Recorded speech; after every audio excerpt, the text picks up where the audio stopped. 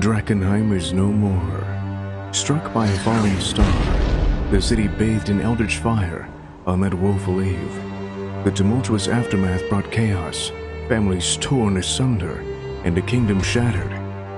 15 years later, monsters stalk the haunted streets of Drakkenheim. Caught amidst rival factions struggling to rule the rubble, three unlikely partners venture forth into the crumbling city in search of riches, renown, and revenge.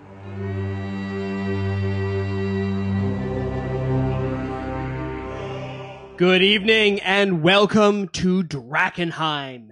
This is the Dungeon Dudes weekly Dungeons & Dragons 5th edition live stream campaign. My name is Monty Martin, running the campaign as Dungeon Master. And I'm Callie McLaughlin, playing Sebastian Crow, the half-elf shadow sorcerer. And we're joined today by our good friends. Jill Donitis playing Veo Senya, the Tabaxi Gloomstalker Ranger. And Joe O'Gorman playing Pluto Jackson, the human battle master. So don't forget to check out the links below for our merch store. Launched a couple weeks ago. Has all of our favorite designs that we've been wearing, including Troll Killer, and many of the others that you've seen. So take a look at the links below at our Teespring store. I actually think the Yes, Yes, Yes by the Rat Prince is the #1 seller. So good. Now. Very So popular. Yeah, if you love the Rat Prince, Who doesn't you can love get him the on a Rat shirt. Prince? Everyone loves the Rat Prince. Yes. We all love him. Yes. Tonight's episode of Dungeons & Drakkenheim is sponsored by our very good friends at Nerdarchy. If you have not checked out their YouTube channel, Nerdarchy are pillars of the community here online. They have just launched their very first Kickstarter for out-of-the-box encounters, and they are blowing their way through their stretch goals. It's going so well. They have put out a book that originally they were going to start with 30 encounters for Dungeons & Dragons 5e. I think now with their stretch goals, they've increased it to 50. Oh, wow. So they've almost doubled the size of the book. They've done so well.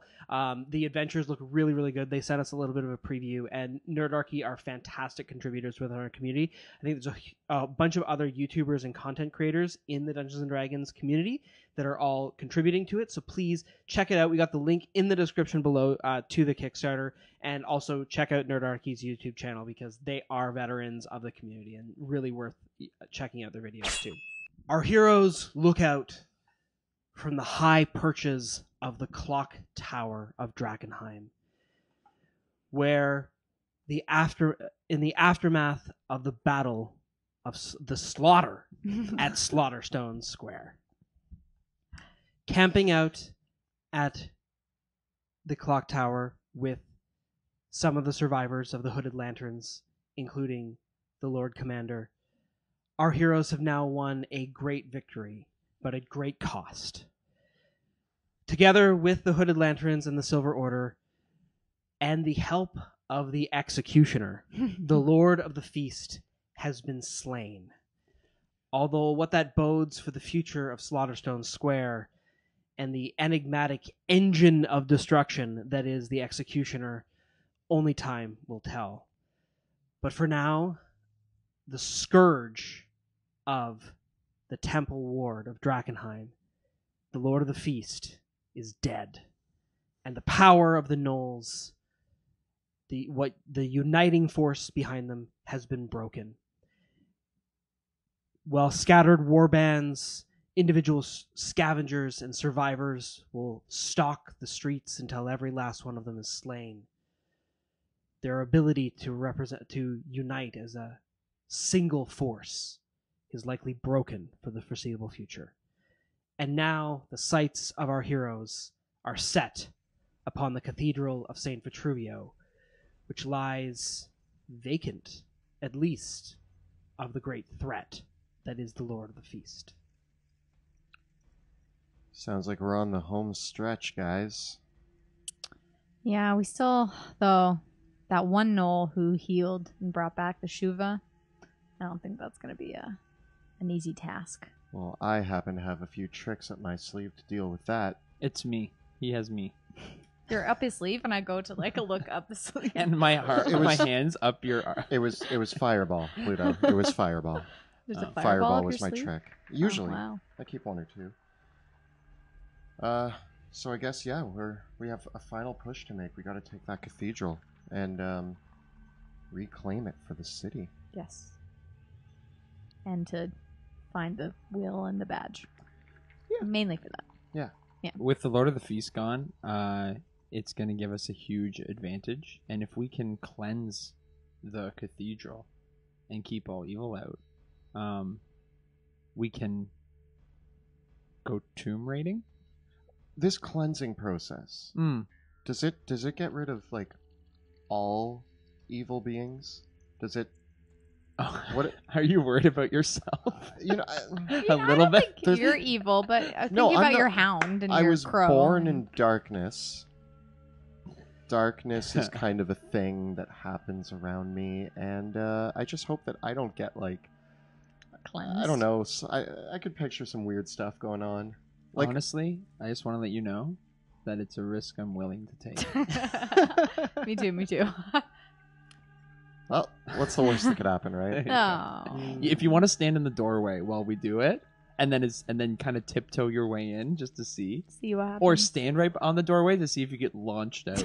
You know, I've never really tested the whole like consecrated ground thing with Yeah. like me having kind of shadowy backgrounds. I don't know. We'll see. We'll see how it Hey, goes. Pluto, I'll bring the popcorn. Yeah, I want to see him get launched. I'll bring the snacks. Or We'll like watch. try to just drink some holy water and see what happens. Ooh.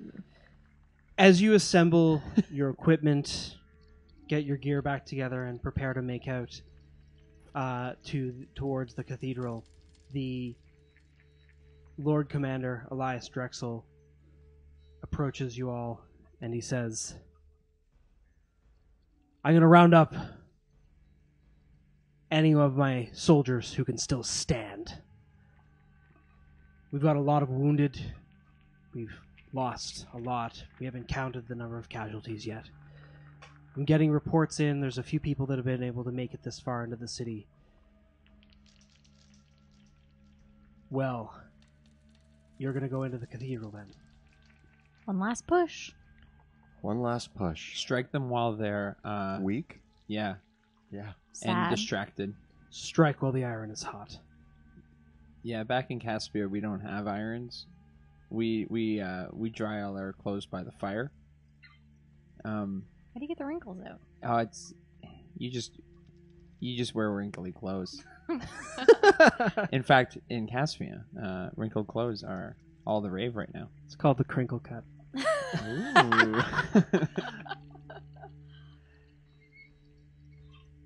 Very well.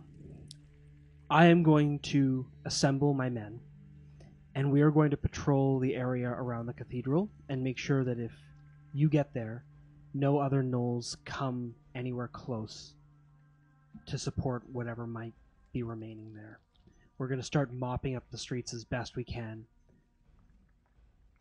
and hopefully we can keep the roads clear and safe through the day, at least, until the Silver Order and the Flame Keepers can arrive at the cathedral. So you're going to protect us from the outside, make sure that no gnomes come back. And if there's not gnomes, gnolls. I'm not here for killing gnomes. Make sure that no gnolls come back. Freudian slip. You want to kill gnomes? And we're going to be your strike force that goes into the cathedral, clears it out, Dragon Force. leaving an opening for Ophelia to get in there and start the ritual to cleanse the place. Indeed. Okay. Sounds like a good plan. Are we thinking barging in the front door? Yeah, it's probably the most accurate. I leave it up to you way. to decide how you want to get in. The cathedral itself has the main entrances around the front. I personally don't have a problem if you want to break in through the roof or any of the stained glass windows, but that's up to you if you want to take other ways in. It would probably be through some of the windows or anything else if you wanted to take a route like that to get in. It's really up to you. The Silver Order and a few people might be upset if you do break any of the windows on your process in, but we're lucky that most of them are still intact. Anyways. Do what you have to do to get in. That place isn't going to burn down at the very least. Speaking of burning things down, there's very important documents Do you know where in the cathedral they are? Like, if I walk in and start blasting fire all over the place, should I be concerned, or are they deeper into the cathedral? Will I know it when I see it? From what I understand, the documents that we're looking for, anything that we might need, would be kept in the undercroft of the cathedral itself. I don't know what sort of state that's going to be in. The scriptoriums, the storerooms, the vaults are all underneath the cathedral, along with the other crypts as well. Oh, Okay. you should be good to. I should be good to set off a few explosions in there. Clear out some final knolls. Just maintain the structure that holds the ceiling up. I'll try. It's made of mortared stone.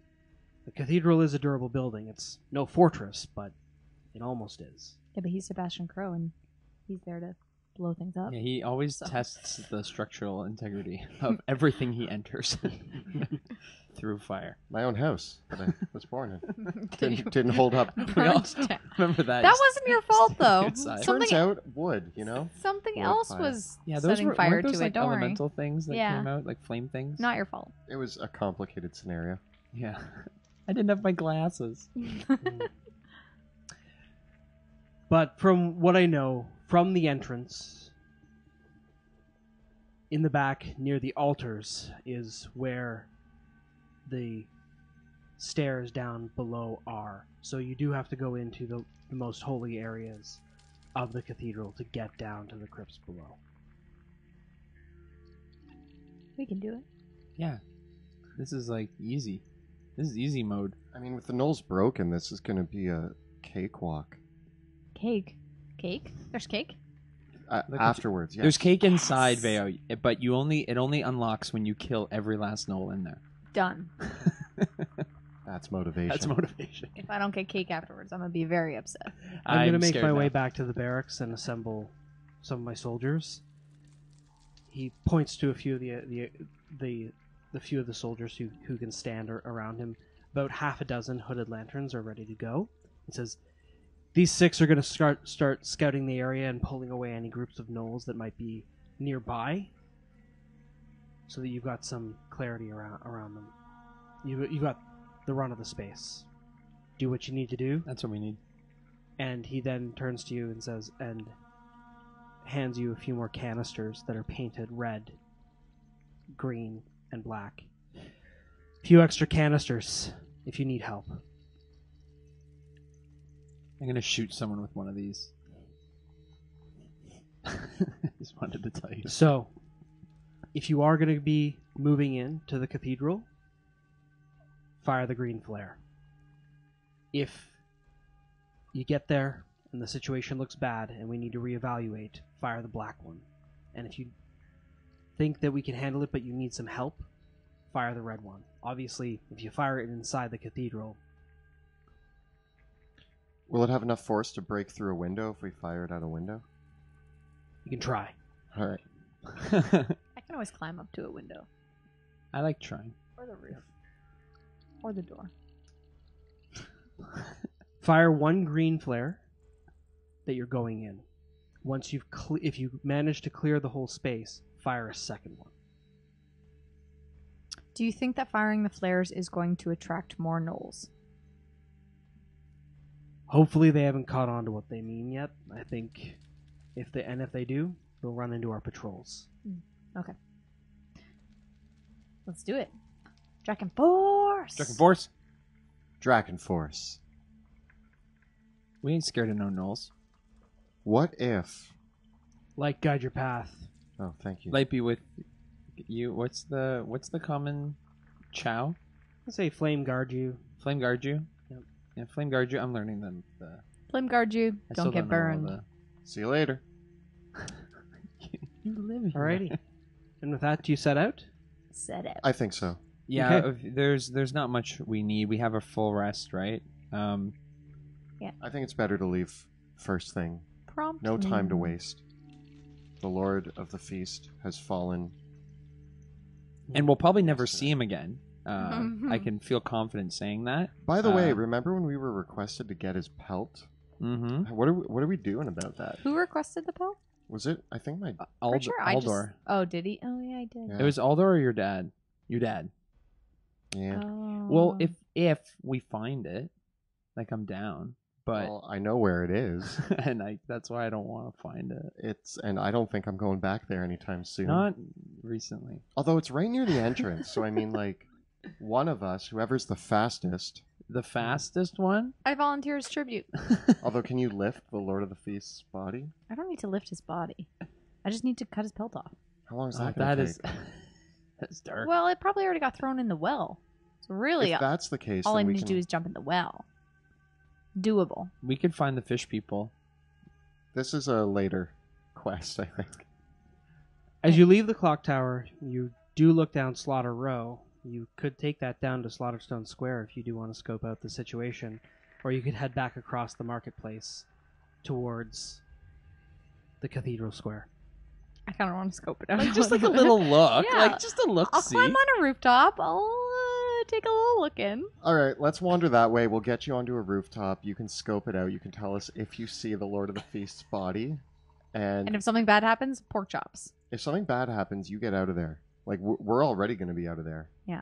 Actually, not even we in don't there. even need to go near there. You're just going close to there. I'm just going close so I can eye scope it out and see what's going But if on. any spirits show up, I'm out of there. I'm out of there. I'm running. I can always jump off a building. Okay. So you venture down Slaughter Row towards Slaughterstone Square. Veo running across the rooftops. Mhm. Rest of you on the streets.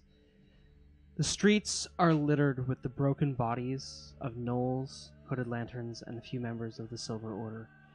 It seems like as you pass through the streets, you're regarded by a pair of hooded lanterns who are trying to collect some of their own dead and bring them back towards the clock tower because that seems to be the closest place for most of them. You head down Slaughter Row along the rooftops to where the remnants of the hooded lanterns barricade is, amidst piles of corpses of gnolls, and even you can hear the dying whimpers of a few wounded gnolls still in the area. And down a few of the alleyways, you can sense that you might be being watched by some lone stragglers, but they dart out of the shadows only to see the three of you and scurry away.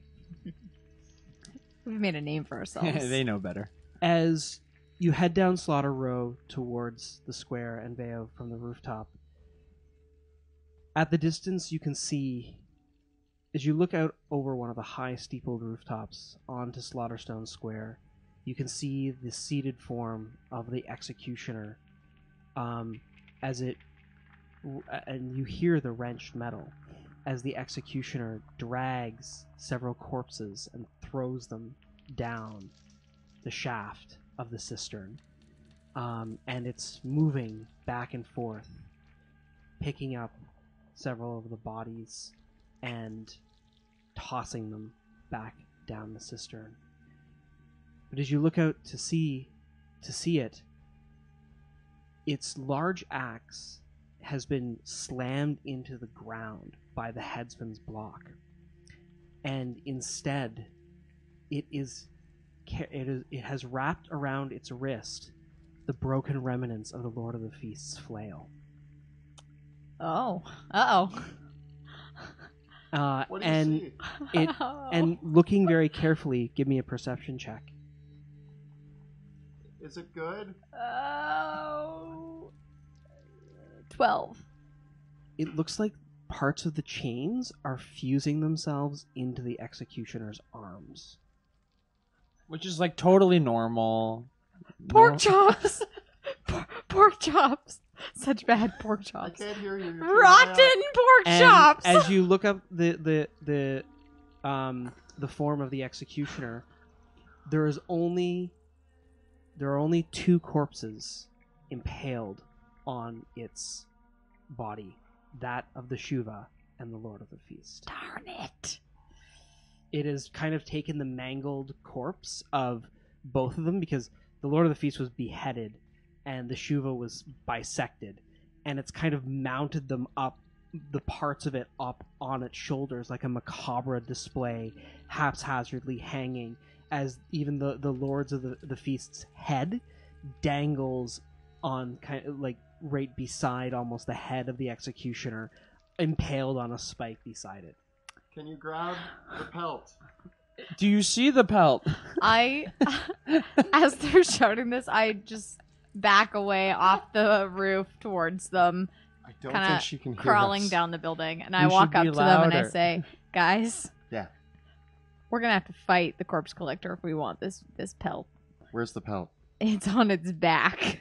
He's wearing it. Oh no. He's very fashionable corpse collector now, with the pelts on his shoulders. Got 2 good shoulder pads. I mean, you're probably fast enough to just run in there and grab He it. also has the chains from his weapon fusing to his arm. Oh no, the flail. Why? So he's got Why a would he flail do that? arm now. Why would you think that was a fun idea? Why?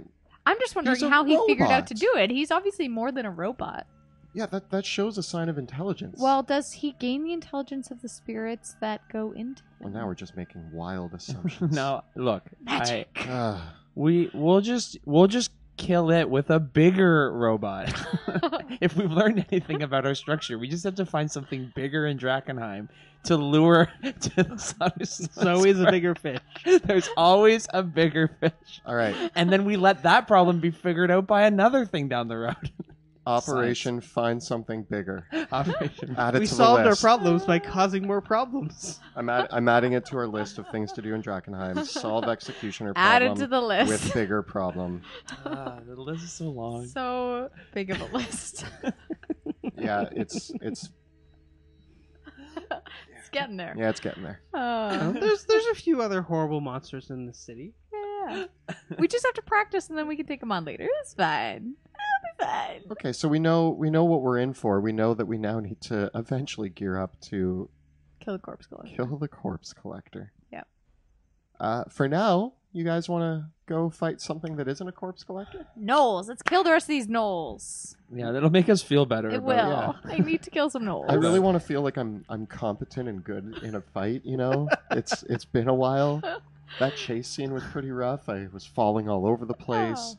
Me and Pluto ended up on a horse together. At least your horse didn't die to the end.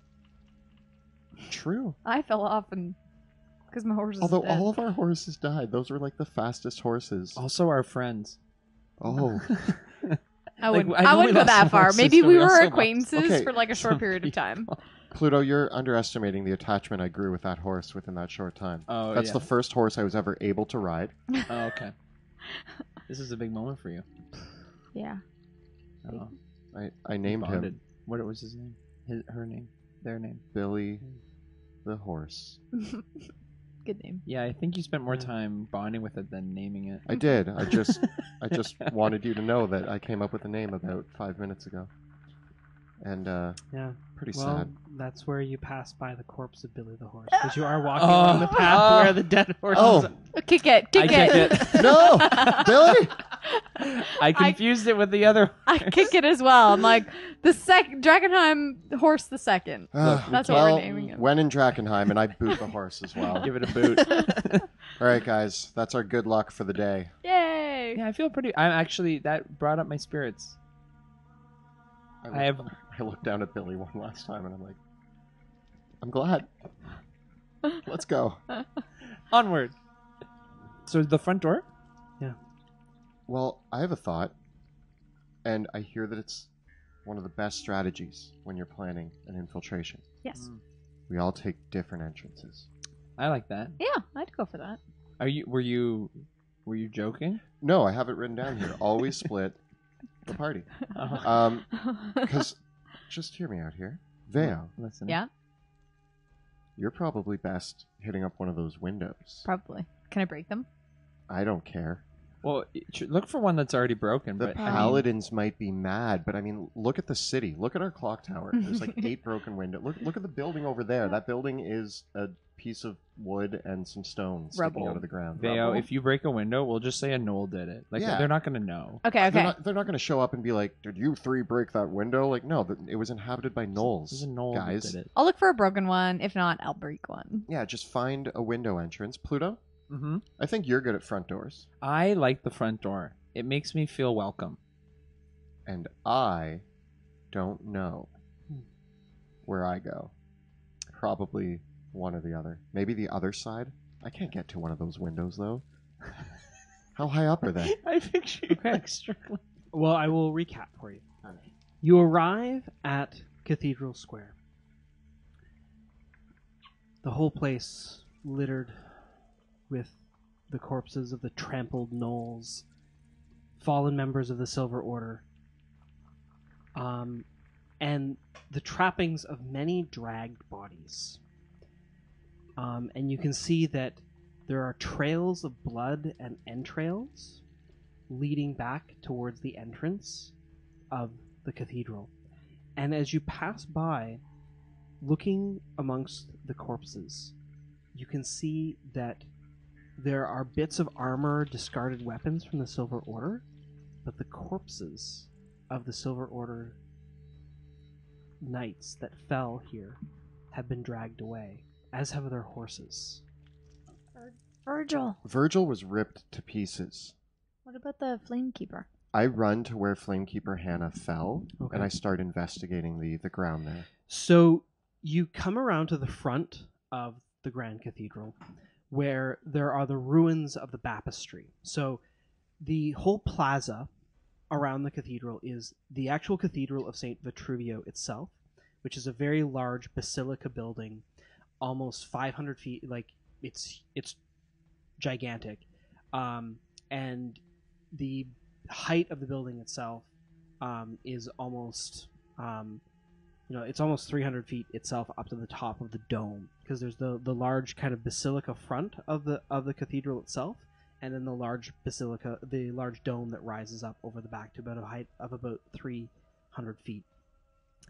And then beside it is the bell tower, known for the 7 bells of St. Vitruvio, which rises up about 275 feet. Not quite as tall as the clock tower, but one of the tallest buildings in this part of the city. And then immediately in front of the cathedral's entrance are the ruins of the baptistry, which looks like a piece of the meteor hit here and destroyed the building utterly. The building itself is a massive basilica-style cathedral.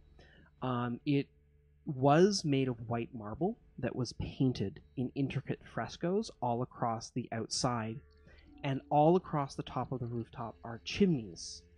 For in the heyday of most worshippers of the flame, there's lots of fire that goes on during the religious session. Tons of candelabras, piles of candles, and more rising up. So always the rooftops have these high chimneys all going up along them.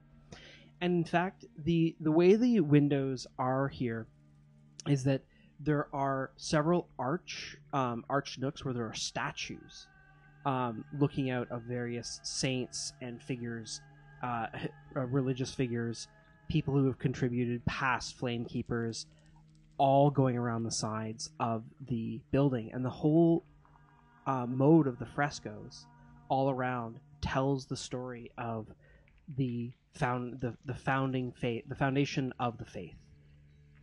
All around it, and famous scenes of various martyrs, saints, and paladins being visited by various angels throughout history.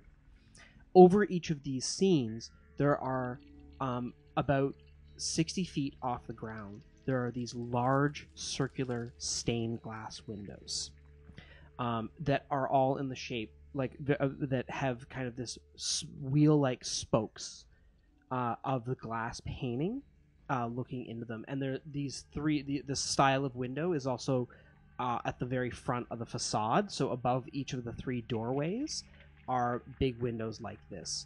Above each doorway, there are dozens of statues, alcoves, and niches all around the outside. The entire building is incredibly ornate, and there are hundreds of figures and statues that decorate the entire outside of the cathedral. Many of them have been marred and disfigured, particularly the ones at the lower levels. But interestingly enough, the lowest window is about 60 feet off the ground. Are any of the windows visibly broken or busted? Several of them are damaged. Guys, there's a couple things that we should do before we just go barging in there. Of course. I can send Crowley to get a little bit of a view, That'd be see good. if he can peek through one of the broken windows. Mm-hmm. But also, I'm kneeling over where Flamekeeper Hannah was. Are there signs that she was dragged? There is a red smear that leads from where she fell to inside the cathedral. Am I able to determine how long ago the dragging occurred? Make an investigation check.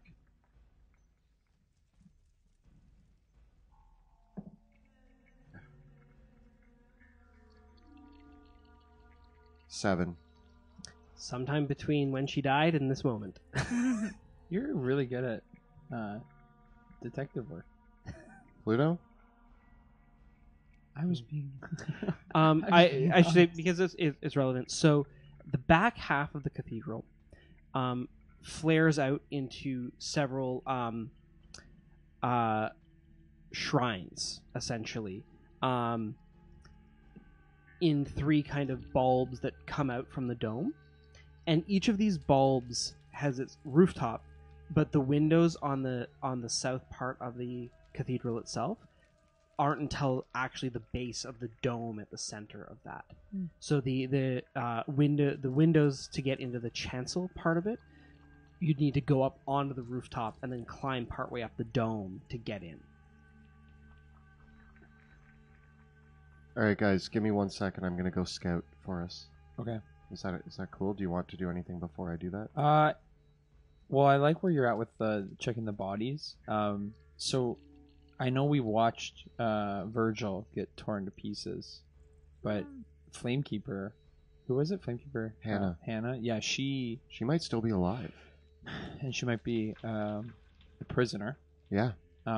Same with any of the other ones. So we should watch out for prison and try to rescue them. This could be a rescue mission, and it could involve us shooting the flare early to maybe get some help to get them out. Yeah. I wouldn't get your hopes up, though, to be honest. I mean... No, but we'll keep it as a side They can mission. only eat so much. Yeah, maybe probably, they're full. Like, they're probably storing them for... I mean, we can hope. I'm hopeful. If we go in there and there are people alive, that becomes one of our primary objectives, is to get them out. Yeah, You said sure. that their equipment was discarded. Is any of it maybe, like, without knowing its true power? Like, did, like, Virgil's sword or Flamekeeper Hannah's, like, ring or something get left behind? Flamekeeper Hannah had a spear and a shield, and her spear is here. It's snapped in half. It was a silvered spear. And Virgil's longsword and lance are on the ground. The lance is broken, but his longsword was made of mithril. Not magical, but made of mithril. I'm going to take it just to maybe reunite it with him. I mean, kill the zombie version the of him. doors of the cathedral are closed as well now. Well, that stops our whole plan. Pluto, I'm gonna go check it out, okay? Okay. Send the bird. I take shadowy Crowley off my shoulder and I whisper some stuff in his ear. I'm just like, hey, go check it out. Okay. And then I toss him up into the air, and then my eyes roll back in my head and I go into Crowley vision. You can hear, as you come up to one of the windows, you can hear the sound of a low growling.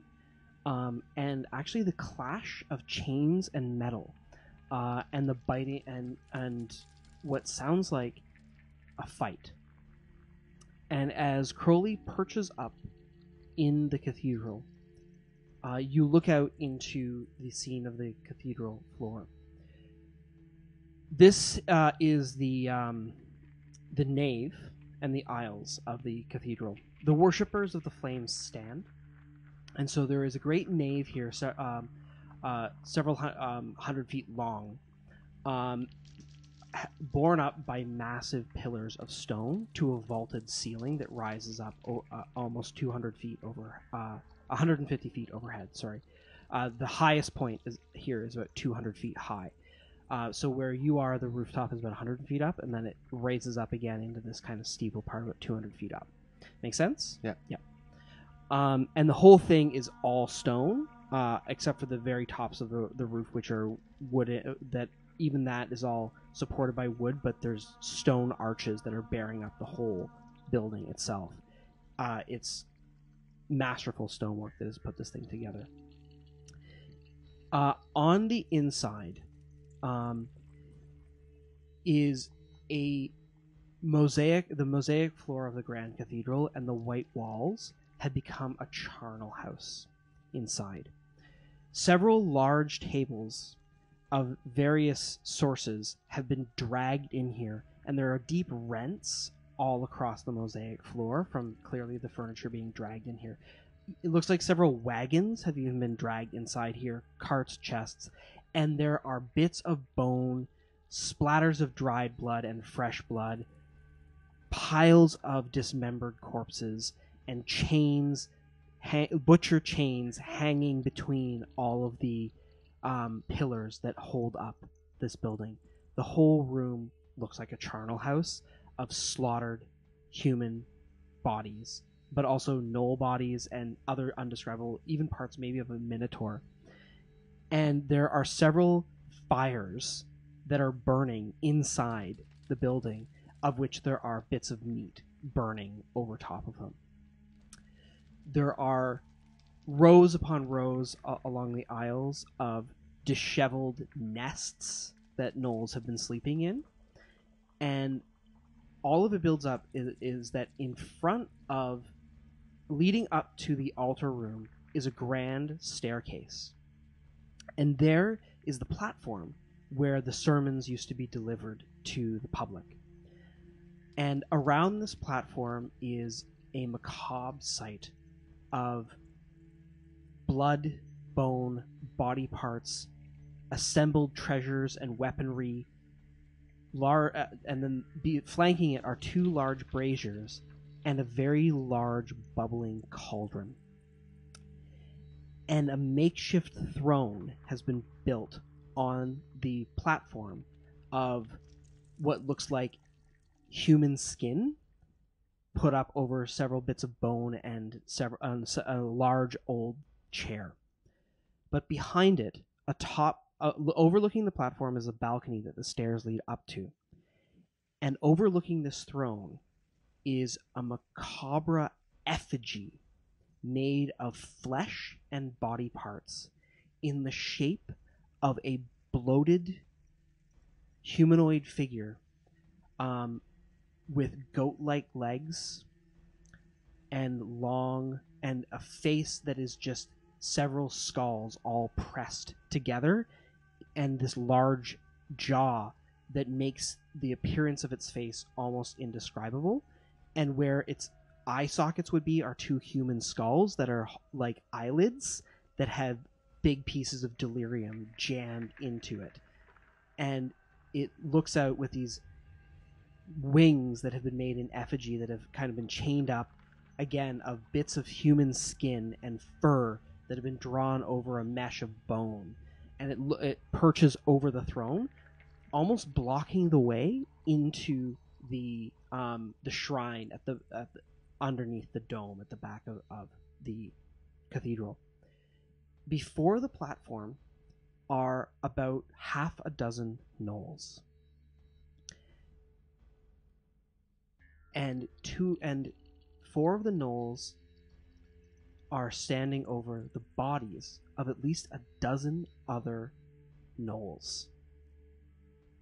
And it appears that the gnolls that are here are taking turns fighting each other. And as Crowley looks up, one of the gnolls is slain by its combat partner, and another gnoll steps forth, and the two of them begin fighting each other in a completely feral fashion. And as this is going on, that gnoll in priestly robes that you regarded before, she's she dips her hand in a vial into the cauldron in front of her, as she holds out the head of Flamekeeper Hannah, and her blood drips down into the cauldron. And the priestess looks over through the concoction that she's making and looks up to the gnolls that are fighting, looks at a piece of delirium around her neck that she's also holding, and regards these gnolls that are fighting each other and the brew that she is creating as well. When you say the head of Flamekeeper Hannah, you mean it's a severed Yes. head? Okay. Rescue mission failed. Yeah. Ooh. So I observed for a few minutes. She's not like the gnolls that are killing each other. She's not resurrecting them They appear to be dueling. and dying. One of the gnolls has just slain another, and the survivor and another gnoll are barking and yapping at each other in a threatening way. It looks like they haven't yet come to blows. Looks like they're kind of killing each other without being brought back. So I snap back to Sebastian. Well, guys, looks like this problem's taking care of itself. The gnolls are killing themselves in there, They're probably fighting for whoever's going to be. the next Lord of the Feast. Yeah. Yes. And that's it? The mission to save Flamekeeper Hannah is going to be more difficult than anticipated. She's dead, isn't she? They are using... Well, she's got a pretty good head on her shoulders, so I really trust that she knows what to do in these situations. But Yep. You Yep. could say that, Pluto. You Yeah. could say that. Great. Her head was severed. Oh no. Oh no. See, I told you. Don't get your hopes up. The only survivors are us. Well, I didn't see anything too crazy in there. Nothing that a few arrows... they do have... There's that priest in there. Oh, I think they need to be taken out first. Guys, I know that we've never been good at this. Pluto, I'm looking at you. Okay, I'm listening. I think, Veo, if you can get up to one of the windows as quietly as possible, and me and Pluto can get up to those doors, we're going to want to double check to make sure those doors aren't locked. When I was looking through Crowley, the doors at the front of the cathedral, do they look barred from the inside or anything? They did not, no. So, in theory, those doors are able to be pushed open, so I think you and I could burst through the doors and catch them off guard if we're quick. Yeah, if you could even get the drop on them with some magic, I could, and then I could follow. Kind of burst open and then I fireball could them? burst in. I got an idea. Yeah. Before we burst in, I fly Crowley down, just perch him right in the middle of them, squawking. All of them will turn to look at this weird bird. Yeah. And be like, what is bird? And then we burst in and blow them up. Can you make Crowley say things? I've never tried. I think I can just see through him. I guess you could use minor illusion to make him seem like he's talking. Yes? Maybe? I could, but I would need to kind of be able to see what I'm doing. I think that he's enough of a distraction. I like it. I like it. Now, does that bring their attention to... Yeah, does that ruin our surprise, or does that enhance our surprise? We time it perfectly, and it will enhance it. So, like, as soon as he squawks, you're either casting something, or I'm throwing something, or Veo's shooting something. Okay, so we all need to get into position. Now, with the windows that are broken, is there a perch of some kind, or is it essentially the window and then you're in? There is a perch. Yeah. Because they're kind of embedded in an alcove. Okay. Looking through the windows, none of them are completely destroyed. With the windows that you see around you, it would probably necessitate, to make one a good enough firing platform that you had full range of shooting, you'd probably need to break part of the window first. More of it? Okay. Okay. Yeah. Or we can all burst through. Depending on the doors. window. I mean, we could all burst through the front doors. I don't mind doing that. If you think that the window is going to be too much of a challenge. I'm just worried if somebody hits me and it gives enough force that I'm falling. I mean, I do have feather fall. So, I mean, that's not terrible. How many doors are at the front of the There cathedral? are 3 doors. Interesting. It's meant to be. Coincidence? I mean, we could all burst through. I mean, that's our classic move, and it's never failed us. I call dibs on the middle door. Okay, you want middle? I want the left. I'll take the left. No. Damn it. Yeah, I'll do Phil. I'll do right. Operation kick down front door. Let's sneak up though. Okay. What's the point of sneaking up? Yeah, I'm so loud. Like, just literally move at the. Well, that's why I think it's if I burst through the front door, and you can come with me or not. But then if Veo's sneaking around, she can maybe get like a couple shots. Doesn't have to be up in the perch. I say we just move to the doors. Like, they're not out here. They're in there. Okay. If somebody's like walking casually in front of your stone house through thick wooden doors, they're fighting in there. I don't think they're listening. That's true. Sure. There's a lot going on in there. So I say we just try to move up without them opening the front doors and being like, quit making all that racket. Okay. Yeah. And then we burst through the doors, throwing spells, throwing arrows, throwing everything we have. How many were there? Shooting. There were about half a dozen. Oh. They were standing over a pile of bodies. Now, here's the thing that I'm not sure of. That priestess can resurrect people. We saw it once. Yep. But I did see one of the gnolls kill the other gnoll and waited a minute there, and nothing happened. Shouldn't do anything, huh? So I think, you know what? If she's my target, I think if we can get her down first, then she at least can't resurrect anymore. get her down first. Yeah, I'm gonna focus on her too. I will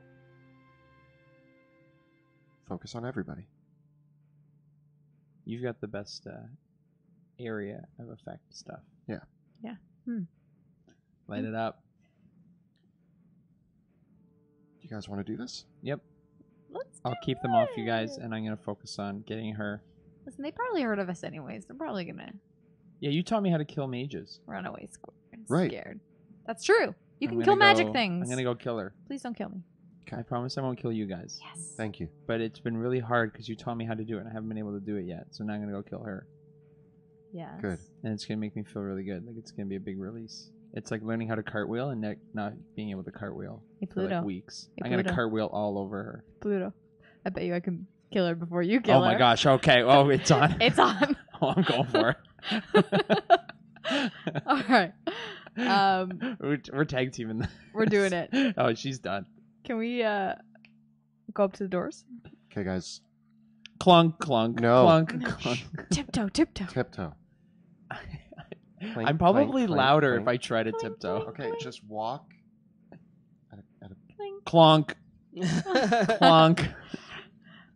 We attempt to approach Sneak up. quietly Sneak to up. the 3 front doors of the cathedral. Okay. You can all make stealth checks. Go, Pluto. 22. Oh, that's not good. Man, this dice just doesn't like me right now. I got a 16. Woo! That's the best stealth check I've ever made. Clunk, Sebastian? clunk, clunk. I get an 11. What? You're yelling at me? Yeah, you're like, clunk, clunk. Well, and I'm like, shut You'll up, just have to Pluto. hope that they're distracted by their little internal feud. All right. Are you still You're- doing squawkers? You're up to the doors. Which of you will be by which door? I'm on the left one. Center for me. Okay. And I'm give me that right action. You know what? Should I be right behind you so that way when you burst, because you're bursting through, right? We're gonna go All at once? 3, 2, 1. Burst. Okay. Okay. Imagine you guys' doors are locked. Mm-hmm. Okay. Imagine all the doors are locked. And it's just us like fiddling with the door handle. So you stand in front of the cathedral doors. The massive double doors of each, filigreed with gold, and the scenes of angels at creation carved into each. These are really big, heavy doors. You'll be able to push them open. Though, no problem. Hopefully. What are you gonna do? That's why I think we should all do one, one door, and have me maybe ready with my arrows. But if we do all 3 and 2 of them don't open, we can the 2 of us can just run through the 3rd door.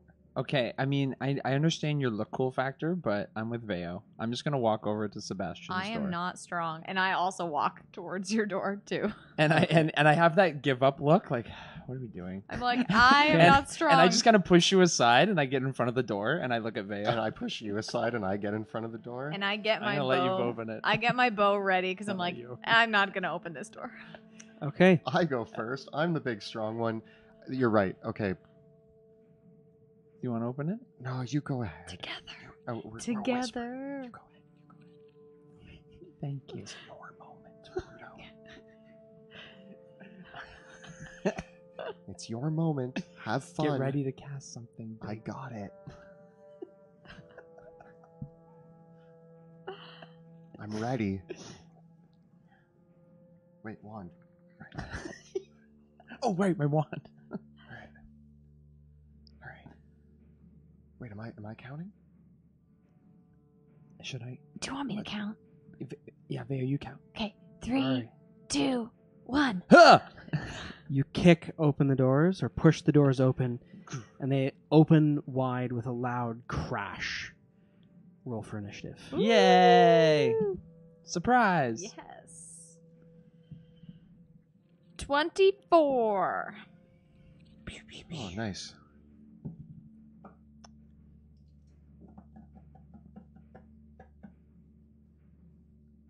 What'd you get, Pluto? 18. I got 19. I got 24. Yeah, because this works. So then my distracting strike will go back to Veo on her shots. Oh. on sassy witch lady. I can revive people. I hope you can revive yourself with a spell slot when you're decapitated and you're a giant pincushion. Bring it on. Okay. So, establish the order. With your stealth checks, you have the Knoll lords, the candidate lords. They are surprised, but the Knoll priestess, who you remember the name Cregora, being yelled by the Lord of the Feast, she has heard you, and she is not surprised. Fair enough.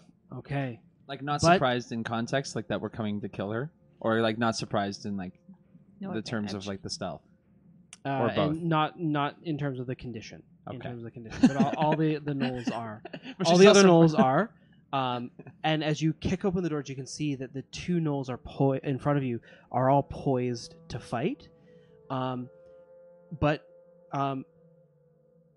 Cregora herself has this look of almost peace about her, unlike the savagery of the other Knolls.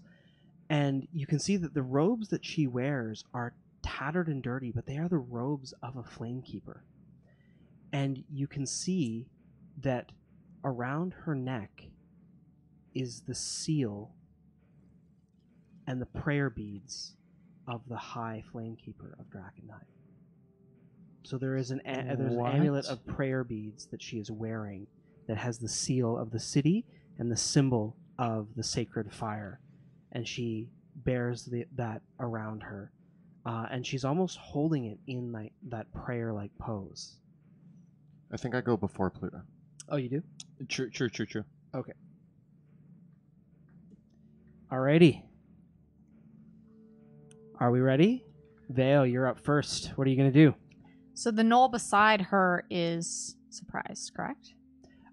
All the Knolls are surprised, but she is not. No. Okay. I'm then, because I see the look on her face, I'm like, nope, and I twist to the knoll beside her to get advantage, correct? Okay. Woo. First shot. Oh. 11. As the shot rings forward, it bounces off the chainmail armor the chain shirt worn by the Knoll. Is it advantage on all the shots in this turn? They can see you, so you're not hidden. So you just have advantage on attack. Like you cast Zephyr Strike, did you not? No, I thought it was because we were surprised. You only get surprise because of the nature of your surprise. Yep. They can still see you, so you still have to be hidden from the enemy in order to gain surprise. In order to gain advantage. No, sorry. Yeah. Okay. Do you want me to re-roll that one or no? What were the results on both the Like dice? 6 and 1. 6 and 1. Neither would have hit then, anyways. Yeah. So. Okay. So I got one more then. Well, it's still a surprise round, so you got your Gloomstalker shots. Yeah. Okay. Oh, another 6. Cool. And then a 5. Nope, not hidden on any of these. So, as the door opens up, Veo's arrows fly into the cathedral and go completely wide. Cool. I'm just gonna then step just a casual beside the doorway. So casual. Pluto, you're up. I mean, Sebastian, one of you go. And I like hide beside the door. Okay. There's the open door. Put me to like the left. I walk into the room and I yell, "Your boss is dead. My name's Sebastian Crow and I'm in charge here now and you're all fired."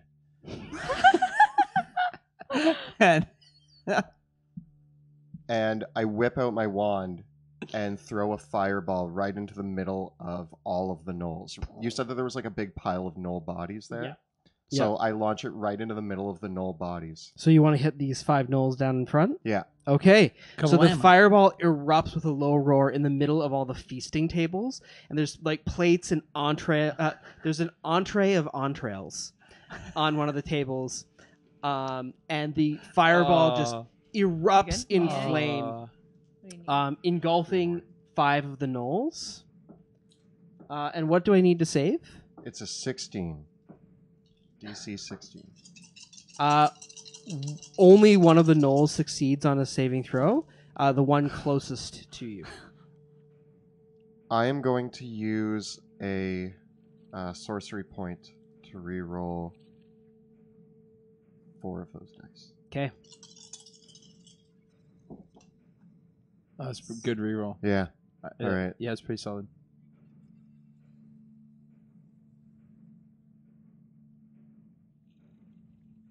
$34 damage. Woo! Okay.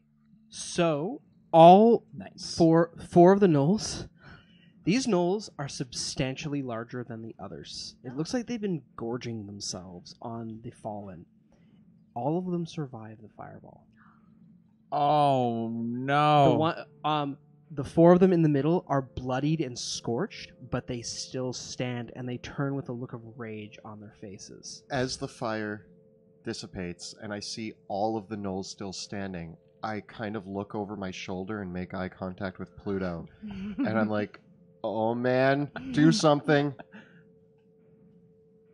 And Pluto, it's your turn. Oh well, here we go. I run in. I let out like a sigh, and I pull out my trusty. I'm gonna use I yell for Virgil, and I'm gonna pull out Virgil's longsword, and just point and charge at the closest gnoll, and just give it a big old swing, and 20 to hit.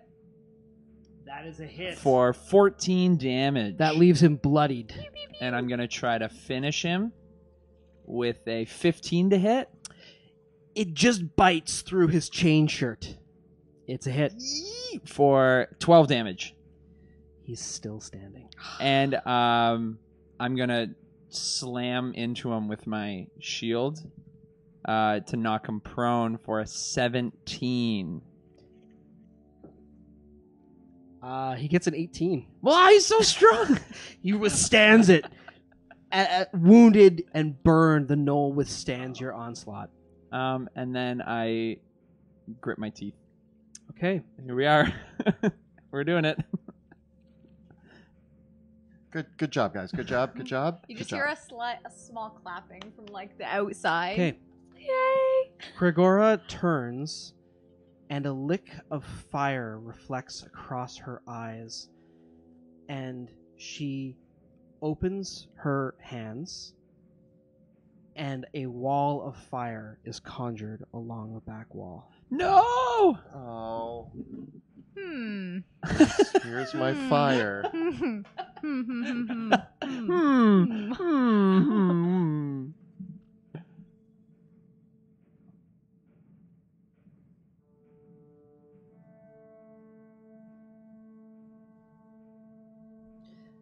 Which And way? it is facing that way. No. It's hot. It's so hot. Fire. And so erupts it's behind me. going to appear effectively on your so you're not in the area of it, Sebastian, because she's conjuring it to block the exits. But it is burning towards you, Sebastian. And she's then with that she gestures to the other gnolls, who are still surprised though for this round. So we go to the top with Veo. So I peek my head around the door and I say, "Huh, there's a wall. Do I see any Wasn't me. windows above me?" There are windows above you, but these windows are 80 feet up and 100 feet up, respectively, because they're above the high doors. Okay. And you said they're 60 feet up on the sides, correct? How tall are the doors? The doors themselves are 15 feet tall. And how tall is the wall of fire? The wall of fire is 20 feet high. Oh, man. So it's totally Yep. takes up the Yep. door. And it's right across the front. There's no way for me to climb over inside, correct? It's blocking all the doors, yes. All the doors. Okay. 60 feet up here. I'm going to use my feline agility to get to the side, and I'm going to start to climb to one of the windows Okay. on the edge. Climbing speed cannot be dashed, correct? You could dash your climb speed, so you're going to go to the side Yep. to one of the first windows. Yep. So the first window is here. Yep. So however much movement it costs you to get there, and then you can dash from there. Okay. How much is that approximately? That 1, 2, 3, 4, 5, 6, 7, 8, 9. It's about 10 squares, so 50 feet. Okay. So that is at least my walking, and then I can, I guess, dash as my action. What about your hook shot? To start? Actually, I can dash as my cunning action, as my bonus action, Mhm. and then I can use the rest of the way as my hook shot as an action. Yeah, you could. Yeah. Thank Yep. you, So you could Pluto. fire that, and you fire the hook shot, and it brings you right up to the window. Sweet. Nice. Nice. Is it a broken window? It is partially Yes. broken, but you will need to smash it to get it. Essentially, from your vantage point, Mhm. you can fire straight. Mhm. You've basically got a firing lane right here, but in order to fire into the room, Yep. you would need to break the window. Okay. Yep. Okay. Okay, That's it. All right. Sebastian, you're up. So I'm not being hurt by the flames. I just can't back up. You'll only be hurt by the flames if you stay there. Yeah. Okay.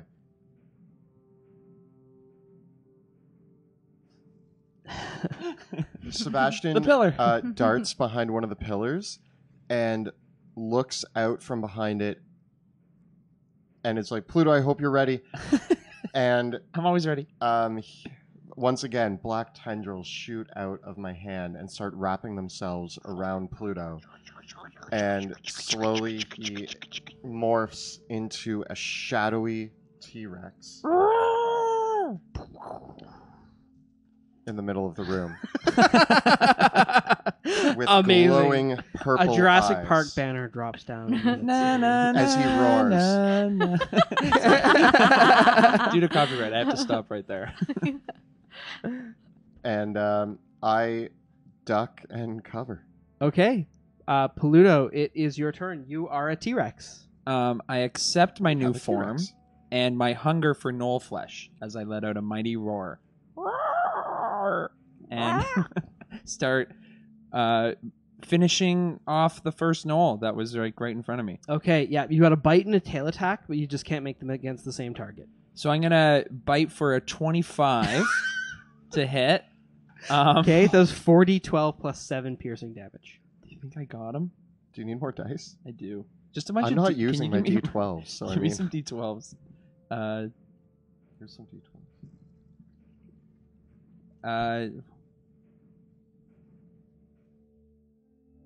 33 damage. On the yeah, bite attack? the gnolls, most of it is gone. In a single bite, just legs are left. Yes. Treat him like the lawyer. And then I'm gonna do. I'm gonna start to charge forward and give the one on the table Okay. a tail attack. So he's standing on the table. You get off the table, and I crit him. Oh my! And So that's 3d8 plus 7, so You might have had some 68. he's just give me two more d8s, please, and thank you. So 19 plus 20, 37 damage. So the Bludgeoning damage. tail lashes out, smashes him in the chest, breaking his rib cage and sending him flying into one of the pillars, where he splatters, spraying limbs and gore across the room. And then I let out one big like roar again, like a. It's very intimidating. I'm a behind T-Rex. the pillar, just like, yes. It worked. It's working. It's working this time. Thank you for all the dice. Cool. This is very helpful. That's good. Thank you for being a T-Rex. Alrighty.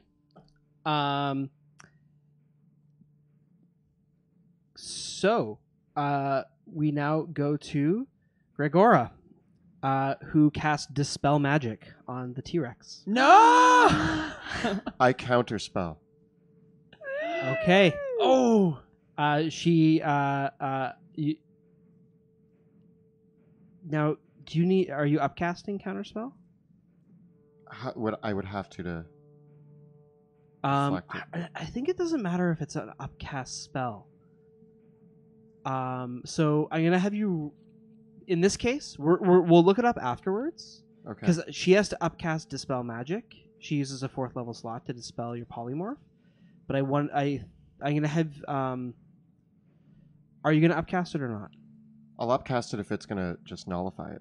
It will if you use a 4th level slot. We'll say it nullifies it outright. Done. I don't know if a 3rd level spell nullifies a 3rd level spell, regardless of what level they're cast at. But I'm too lazy to look. When you it up cast right this spell using a spell slot of 4th level or higher, the interrupted spell has no effect if its level is less than or equal to the level of the Yeah, spell slot exactly. you used. There you go. now. Yeah, So but I you don't do- know whether it's If that you if it upcast it, if it yeah, counts as because a Dispel 3rd or Magic 4th. is a 3rd level spell, but I'm upcasting it to 4th. Yeah. So would a 3rd? I'll just use a 4th level spell slot. We'll look it up after. We'll Sounds say good. that Yeah. that takes care of it. Thank Okay. So the counter spell, a little bit of counter magic. So as she Actually, flings the Dueling spell I out- gotta. You know what? I gotta check you on one last thing, Mo. What? Before we let it go, are you within 60 feet of her? Do you have a measuring? I am not 60 feet right here. Oh no! But you still have your 4th level spell slot, so you can just remake me in T-Rex. It's fine. So she dispels. So the dispel does go through. Yeah, dispel gone through. Technicality. I'm not a T-Rex anymore. My I'm just a T-Rexes. man. You keep killing my T-Rexes.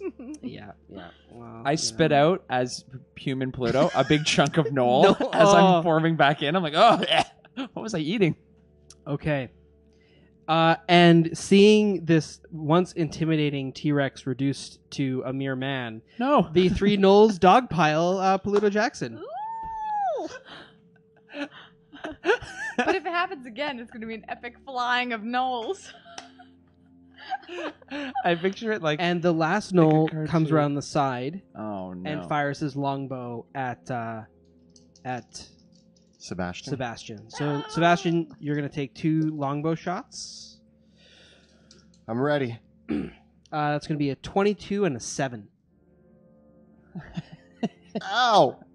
for 10 points of damage I've from been the hit. longbow. That's a good hit.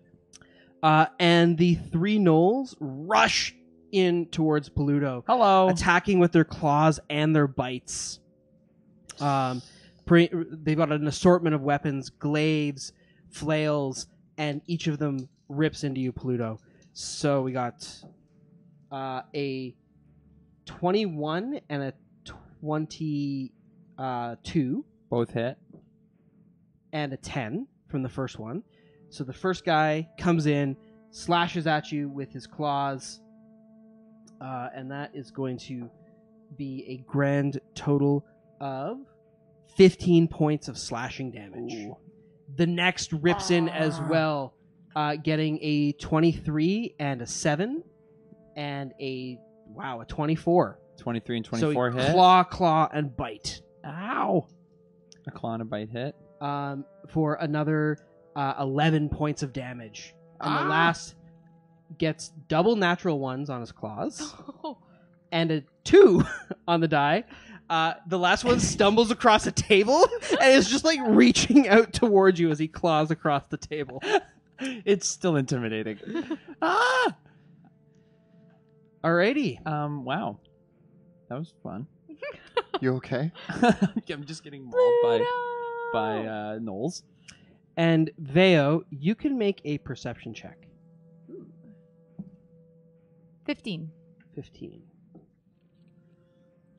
There is something hiding in the rafters. You see a ruffling, and there are some feathers that you can see in the rafters. Some sort of large bird is perched up in the rafters of the very top. You can, again, the ceiling is very high here, and it's not as illuminated as the rest of the space. So your dark vision doesn't quite get that far, but you can see that there's this flittering shape of a large bird of prey in the rafters above. God. Hope it's not harpies again. I hate harpies. I'm allergic to their feathers. I sneeze. Yeah, is that your telltale? You'll know what it is if you start sneezing. Do I have, I guess, a line of sight where I could pick it out through the window, or would I still have to smash the window? It fluttered around, yeah, and you saw it kind of fly through the overhead rafters and arches towards where you and Sebastian are. Uh-oh. Okay. But I still wouldn't be able to get it through the window. If you get dive bombed by a bird. Its approximate position The angle. The funniest is thing. so if you imagine the rooftop comes up like this and then comes up like this again. Oh, yeah. So where you are on the roof, like if we're thinking 3-dimensionally, it's hard for you to see anything that's up over here. Okay. Yeah. Okay, I'm still gonna, I think, do what I thought I was gonna do before then. So I see this bird, but I'm still seeing Pluto get pounded on by these gnolls, and then I see this big guy coming here. Correct? Yeah. So from your vantage point, you have a clear shot to the gnolls here in the middle and the gnoll over there, but not to the priestess. Oh, I do have a clear shot to them. Okay. You would have a clear shot to the ones in front here with the way the pillars in the building and the 3D architecture is. So yeah, if you break the window, you could probably shoot any of them. Okay. But from where you're at, I think you'd need you might have to jump down to be able to get clear shots to the priestess. Okay, I've got an idea. So what I'm thinking is, I know I have to break this window. I know I have magic to help me land softly if I want to, as a reaction. I'm thinking, can I use my movement to rush through the window and shoot as I'm in the air? Yes. Yeah. You've got 2 options. Okay. If you want to smash bodily into the window and fall down as you do so, you can either accept disadvantage on your attack rolls, okay, or you will take slashing damage from the breaking window. I will take slashing damage. Yeah. So I was just like, okay, these guys need help. Okay. And I'm like, Pump yourself up. yeah, cats always land on their feet. And I burst through. So as you with burst the through the longbow. window, roll Nice. a d6 to determine how many shards of glass cut you. Ooh. 3. So, okay. So I'm going to roll 3d8 damage. You just shoot the green flare. You take 17 slashing damage as you crash through the window. A large shard of glass basically catches your back and slashes a deep gash across your back as you break through the window. Okay, I'm like, ah! But then I come out and I'm aiming towards the gnolls that are against Pluto. Okay. And I start to take some shots. Yeah. Cool. There's a shower of glass that drops down. The shards of glass breaking and falling beside Sebastian. And I'm gonna, as my bonus action, cast Zephyr Strike. Okay. So I can get advantage on at least one shot. I'm gonna let you know this. Yep. Because if you cast a spell as a bonus action, you cannot cast another spell on your same turn except for a cantrip with a casting time of 1 action, which would prevent you from casting Featherfall. Okay, I will not cast Zephyr Strike then. Because I know you wanted to do that. Yeah, I know. I was just like, I'm not falling 60 feet in. Okay. Dying. Okay, so I will just shoot. Ooh, yay. They're there. 21. That's a hit. Wow. The one that has the flail kind of in the air. Okay. And these guys are still kind of hurting from the fireball? Yeah. Oh, yeah. They're all bloodied. 21 damage. The arrow lands right in his neck, and he drops to the ground dead. Oh, that feels cool. And I'm going to take one more shot at the other guy with 21 to hit. Yep. Oh. Max damage. Yeah. 25. It hits him right through the heart in the back, and the arrow pierces out the front, and he collapses steadily to the ground. And I'm like, I guess, kind of hear it. So gnolls are just on dying the ground in front now. of me. Yeah, because you Featherfall. And then I can cast, as I'm falling, I'm like, oh, and then Featherfall comes in as my reaction. You still have your bonus action, which you can cunning action something to do. Okay. Which you could like use it to dash or anything else. So many options. Yes, I am going to dash across the room. Do you have enough speed to do that? I have, if I dash, I have 60 feet total. Okay, so you dash over here. Yeah? That's hilarious. Unless you count some movement of me. No, the jumping fall out the doesn't window. count against you. So yeah, you definitely have enough movement to get over to here. Cool, sounds good. Yep. Leaping across the table. Very I nice. made it! You just hear this cat explode through a window and then run across. Yeah. And 2 gnolls died in front of me. Yeah.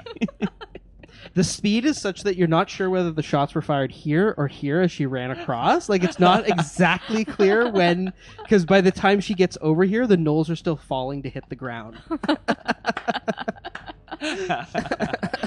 Epic. Nice. Amazing. Sebastian, it's your turn. Sebastian runs up and hops onto this table. And It's kind of wobbly. he steadies himself and he points at the priestess and he yells, "I'm sending you back to hell." And I'm going to use sorcery points. And a little portal opens up in front of her and a demon dog, Demon dog. Nice. Grim, leaps out. Or Reaper. Reaper Reaper and Grim. leaps out and attacks. Does he get to attack on the turn that I summon him? Yep. Wonderful. Yeah, but after your turn is over. Okay. So now that that's happened, let's see. Wonderful. With Reaper up against her, she has disadvantage on saves against my spells. So I fling a web at her. Nice. Webbed. Blorp. Okay. And she rolls her save against that at the start of her turn, correct? Yes, with disadvantage because of Reaper. Anything else you'd like to do on your turn? Bonus action, movement, everything's done? Yeah, that was bonus action, and movement. So. Okay. Yeah. Pluto, you're up. Or wait, can Reaper attack? Yeah. Reaper. Might as well get that attack in. 20. That's a hit. Nice. Nice. Get her, boy. Reaper bites into her while she's getting tangled up in the webs for 6 damage. Okay, does she make her concentration check? She does. She takes 6 points. Okay. Do we need a killer? Well, I mean, Do we got yes. this? Pluto, You guys it's got your this? turn. Is it? Do we need speed on this? my question is she a mutated from a human, or is she actually a gnoll? Yeah, right. Questions. I guess we can ask them after. After she's dead. I'm gonna hit this gnoll with my sword. Ooh, I get an 11. That is a miss. He blocks the attack. Ah! I'm gonna swing again for a 13 A hit. A Okay. solid hit. for 12 damage. He barely stands. I'm gonna use my bonus action to push him away for a 26. He gets a 18. So I'm gonna push him 5 feet away, Okay. and then I'm gonna rush at the priest lady as far as I can, as much as I can get. Okay. Gracias. And that's so I'm going after, trying Okay. to close the gap. It is her turn. She has disadvantage on her saving throw against the webs. Getting a big old 9. She is entangled in the webs. Yeah. Entangled back in the webs, she grits her teeth and a bead of flame originates in her hand as she hurls a fireball at Sebastian and Veo. No! Bang! It hits the last the I other knoll. counterspell that. There it Yay! is. Thank you. Not today. I see this like fire coming towards me, and then it's like, Yeah, I'm I like- hold out my wand and the fireball just like evaporates into my wand. and I'm like standing there, a concerned cat. I look at you and I just go, Nice. I gotcha. She looks perturbed at that. There's And no stopping us today. and so Gregora. she is entangled in the webs. In that, as you absorb the magic from the counterspell, Oh gosh, oh gosh, oh gosh. Oh no. a figure leaps down from the rafters above. Guys, I think we're doing pretty well. Ah! What And is it? as it Oh, no. flies down, Oh no. it screeches out, emitting a horrific scream. And Veo and Sebastian, I need both of you to make Constitution saving throws. 5. 20. Sebastian, you succeed. Veo, you fail. You're stunned by the screech Oh. as this awful creature that it looks like someone took a vulture and ripped out spindly limbs from its breast, from the breast of the vulture, and extended its legs and grew it forth to monstrous proportions. It has boiling purplish skin and these dirty gray mottled feathers coming up from its back, and these awful tail feathers, this horrible amalgam of vulture, imp-like goblin creature, as it has this gnarled beak of a face that screeches out as it flies down, going Oh no. that leaves Veo stunned. And the last surviving gnoll, as There's that still 2. no, he got fireballed. Oh no, he didn't get fireballed, did he? I absorbed it, yeah. Okay, so he's still alive. He got pushed. He gets up. The first gnoll rushes over towards Pluto Jackson, Hello. This one? dropping his longbow and attacking with his claws, getting an 11 and a 9 and a 19 with his bite. So close. Okay. But I'm able to keep him away.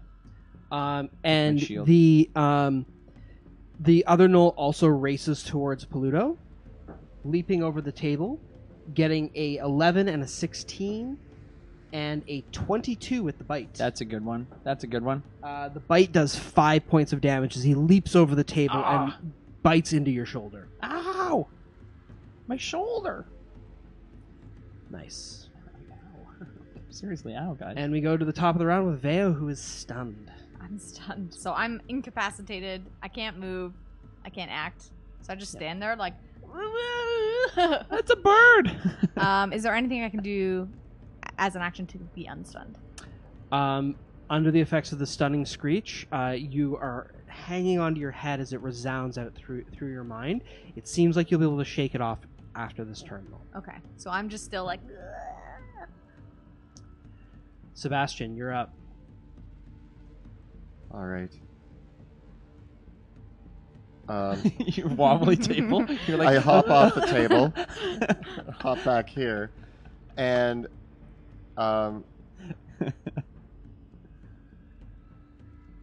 yeah, Crowley comes flying in from his perch and flies up to this dude right here, just back into the back of the head of that gnoll, and I'm going to cast a Scorching Ray. I pull out my wand and I point it at that gnoll. And I'm like, Crowley, get him. Does that give you advantage? Right, that's exactly why I did that. Oh, hey, cool. There it is. Crit! Oh, nice. Thanks for reminding me the whole reason why I was doing any of that. Crowley's just like, hello. All right. I'm going to use a sorcery point. That's a little better. That is 11 damage. Alrighty. He's still up? He actually has not been wounded at all yet. Yeah, Oh. he was the rogue one on the Yeah. side, right? He's the one I shot at and I missed 3 times in my first turn. Cool. Yeah. He's a survivor. He's going to make it. Aw. I'm going to shoot him again. Okay. That is going to be a 19 It hits. for 8 more damage. Okay. Nice. And my final shot hits for Nice. 9 more damage. Nice. Okay. He is bloodied Well And done. I'm ducking behind here, hoping Yeah. that the bird didn't as see the where I went. barrage of flame reaches out towards him. Pluto, it's your turn. I'm kind of surrounded, but I'm still not in reach of Gregora, am I? No, you are not. She's still a little bit ahead of me. Yep. She's based with at least the hound, right? Oh, right, the Yeah. hound. Can the hound attack? Oh, yes, it can. I keep forgetting. Sorry. The Sorry, No, that's good. Reaper. That's good. Let's do it. I'm trying to get to her. I'm Yeah, trying to you- close the distance, My wolf would have advantage if you were next to her. and things keep dying around me, which is helpful. 14? You do have advantage because she's stuck in the She's in web. the Right. Thanks, guys. 18. That's a hit. There we Nice. go. Reaper bites down into her. And she falls prone in the webs because she gets knocked over. Yeah, and that's 7 more damage. And she succeeds her concentration check, though. That's fair. That's fair. Picking away at her. Alrighty. Pluto, you're up. I'm gonna try to make it to her. I'm gonna take a couple hits from the gnolls. Yep. Yeah, you'll need to take at least one opportunity attack from the far knoll. He gets a 20 to hit. That's it. Alrighty. He claws into you as you run past, dealing 6 points of slashing damage. He gets me in the back again, and I kind of stumble, but then I catch myself, and I'm just gonna just drive Virgil's sword into her prone body. Cool. You got advantage. 21 to hit That is a hit. for 8 damage. Okay. I'm gonna hit her again for a like a 25 to hit for 12 damage. Okay. That one I want to do a I want to She gets a natural 1 on her concentration check, and the wall of fire dissipates. yeah. I'm gonna Boom. keep and I go, Sebastian taught me this, and I want to use one of my I'm gonna use distracting strike on that.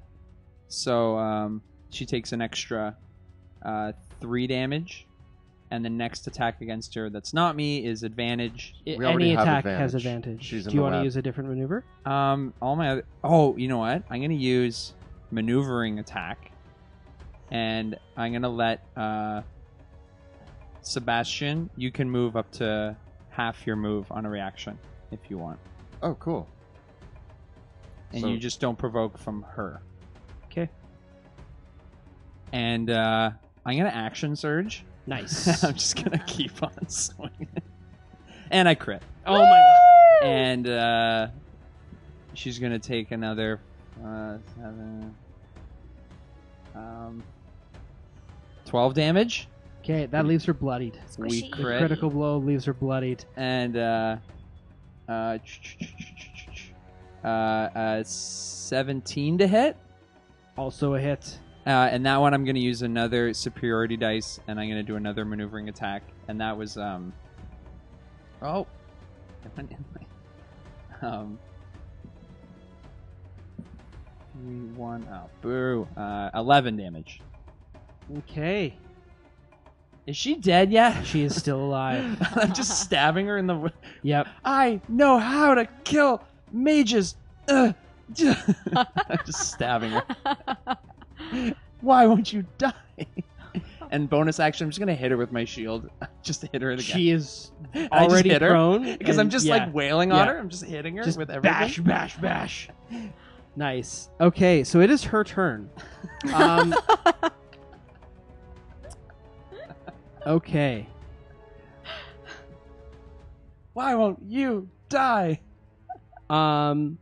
Because I meant to kill her. Okay. Shoot her.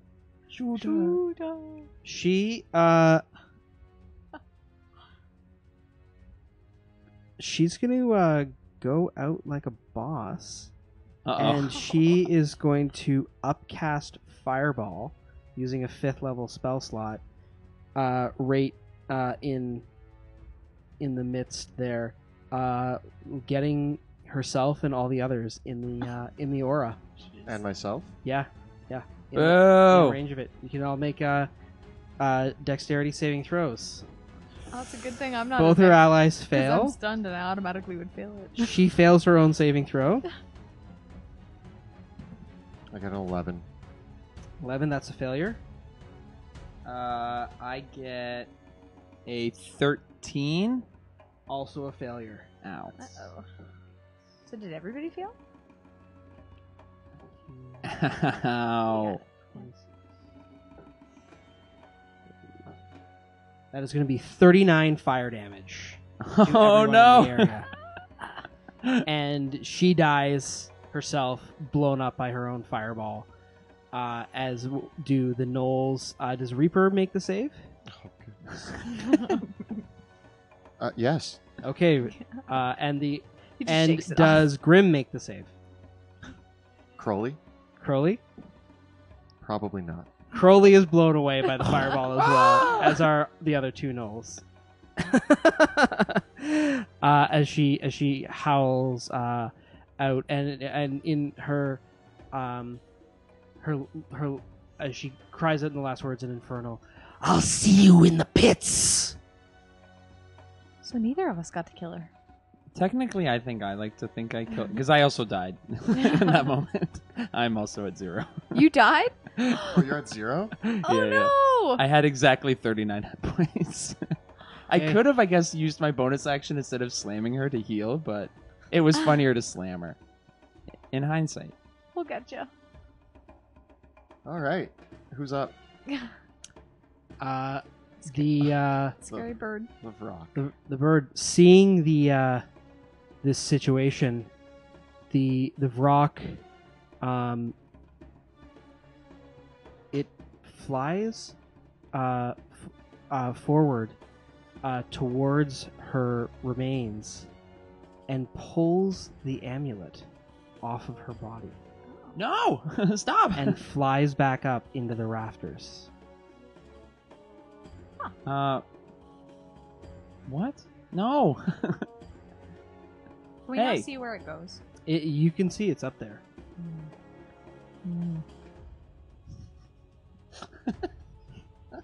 Deo, it is your turn. Am I still stunned? No. I'm not stunned. Woo! Okay. I say, you know what? You may not have gotten, burned in the fire, but I'm gonna make a skewer out of you. And I take my bow and I cast Zephyr Strike as a bonus action. And I'm gonna kill this thing. 15? That is a hit. Nice. Yay!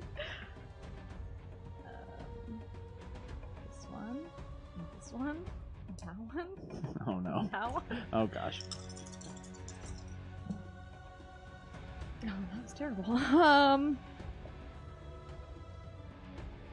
27 damage. Nice. And I think that's terrible. Yeah, that was a terrible Got shot. like 3 2s and a 4. And I take my second shot at it.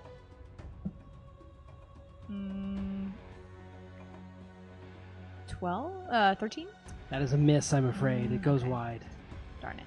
Good try. Good try. And I Shots. use... Oh no, sorry, use my bonus action. I just kind of slink behind the table, Alrighty. keeping watch. Sebastian, you're up. So it's flying up to the rafters holding Yeah. the amulet. Yeah. Yeah, it is 40 feet. It is, it had to fly 60 feet to get there, and it is 60 feet up in the air right now.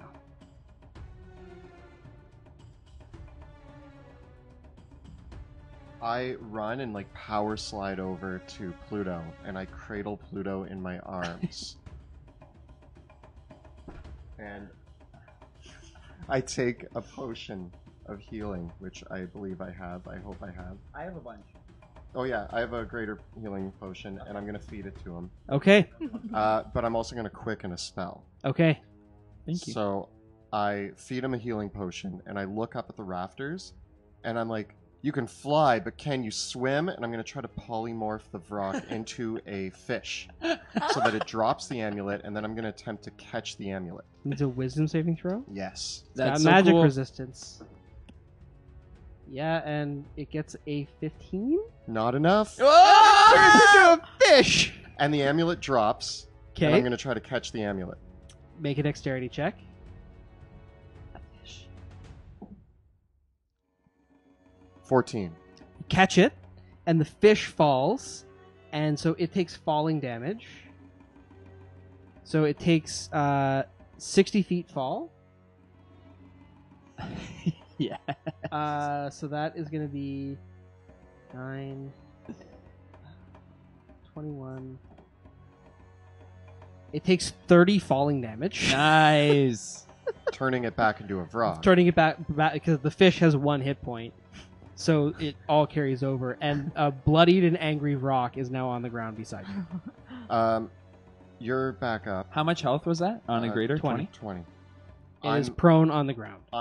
By the way, when Oh, I it's come prone? over and you Oh. open your eyes and I'm looking into them, I look like crap. Like I'm bleeding out of everywhere. Are you okay, buddy? Oh my gosh. Did I kill it? No. Okay. Yes. I don't know. I need help. And I Why? shove you back towards the Vrock. I stand up.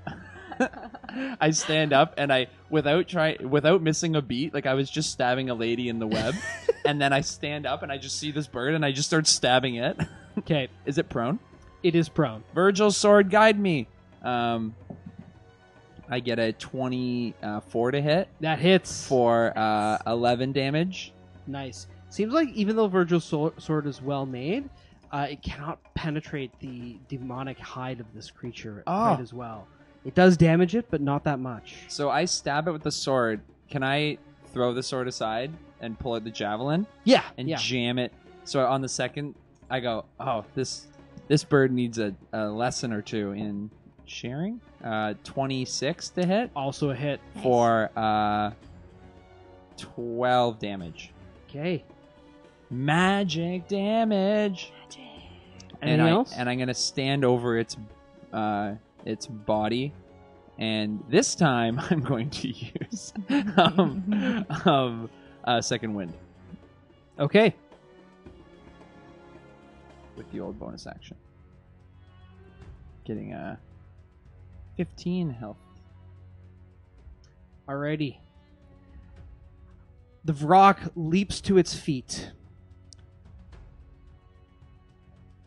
and reaches out with its talons and its beak to attack. Oh no. Hey, Attacking Peludo, getting a 21 to hit ow, that hits. with its talons. Ow, ow, ow, ow, ow, ow, ow. Dealing 10 points of slashing damage. It then attacks with its talon again, getting a 16 to hit. Miss. And its beak, it lashes out to bite at Sebastian's arm that is gripping the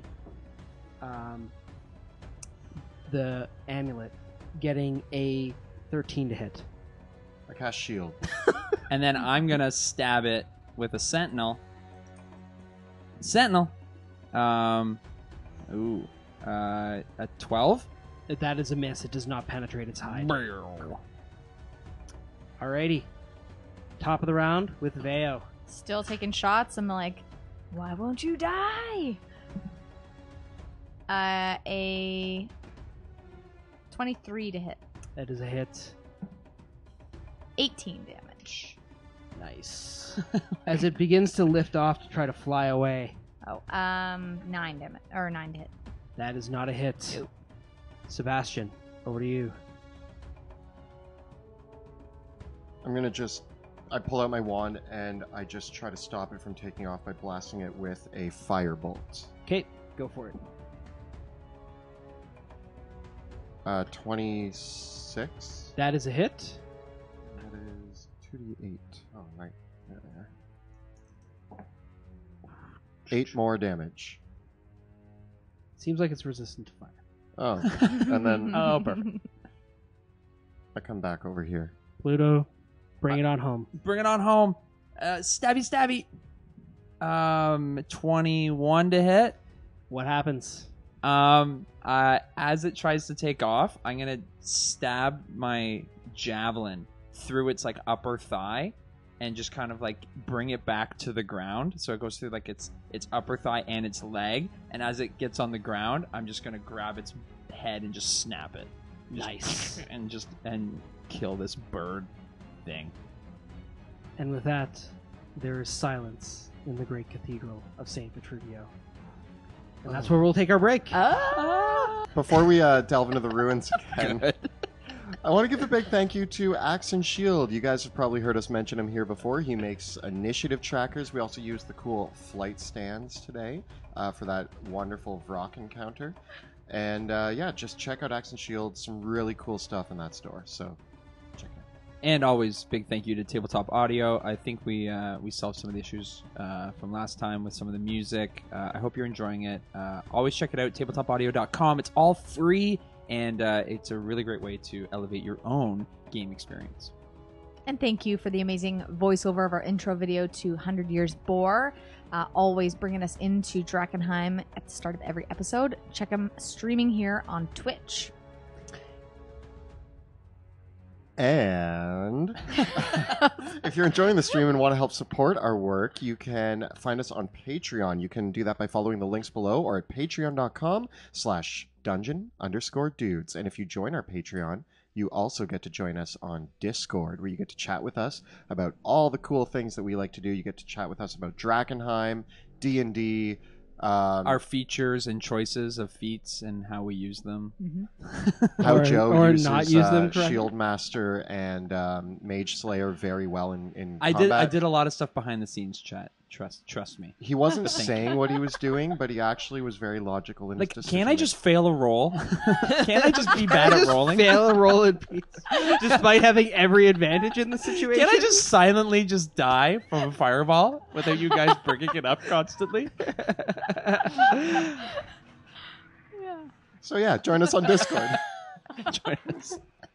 Join us. Tonight's episode of Dungeons of Drakkenheim was sponsored by our very good friends at Nerdarchy. You should, first of all, check them out on YouTube, the Nerdarchy channel. They are some of the veterans in our community. They got some awesome video content to check out. They were very early supporters of us when we were baby YouTubers.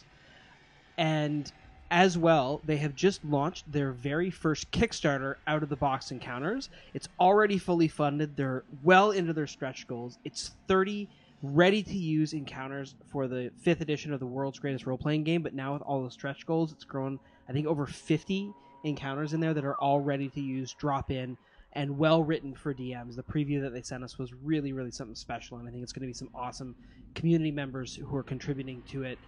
So please check out Nerdarchy's new Kickstarter, out-of-the-box encounters. We got the links right down below. Check it out. And don't forget to check out our new merch store on Teespring. Links also below. Some of our favorite designs that we've worn on the stream, like Troll Killer, as well as our bestseller, Yes, Yes, Yes. So take a look at them, designed by us, and I hope you enjoy. Me. Us. It's mostly, it's all, yeah. And with that, we return to the ruins, where a silent pall hangs over Cathedral Square once more, as the last of the gnolls and their demonic companion lay dead in the charred and fireballed main hall of the Grand Cathedral of St. Vitruvio, surrounded by piles of gore, butchered gnolls, and the flayed and torn up remains of the Silver Order members who were part of the raid that fell here, and all manner of spoils that the gnolls have collected in their time ruling the center and heart of Drakkenheim. The great throne that the Lord of the Feast had made, the effigy which looms over top, this massive, bloated, demonic figure with wings spread wide and human skulls for eyes bearing shards of delirium in their teeth, loom out, a sick and twisted blasphemy in the heart of this once holy place. As you lick your wounds, what will you do? Oh, I'm hurting. Let's drop our guard and have a short rest. I can drop. No, I can summon us a little protective barrier to actually have a short rest. Sebastian, I have a very important question for you. Yeah. When were you going to tell me that you could turn things into fish? Yeah, you can't just do that in front of her. You can't just throw that out of nowhere. Yeah, I tried it for the first time just now. So when was I going to tell you? Right now, when I found out I could. Oh. I just try turning people into things that I've seen before. I turned him into a dinosaur monster because I saw one. What was her name? You turn the rock into a fish because you're like, bird, fish, bird. Vale has birds. Fish. Vale likes fish. It was a logical connection. Fish bird. Fish bird. Fish bird. I was distracted slightly for a second, so. Do you guys want me to bring up a little hut for us to sleep in? Okay, I know that you're fine, Mrs. I smash through windows and shoot gnolls while I'm in the air, but do you want like a healing potion?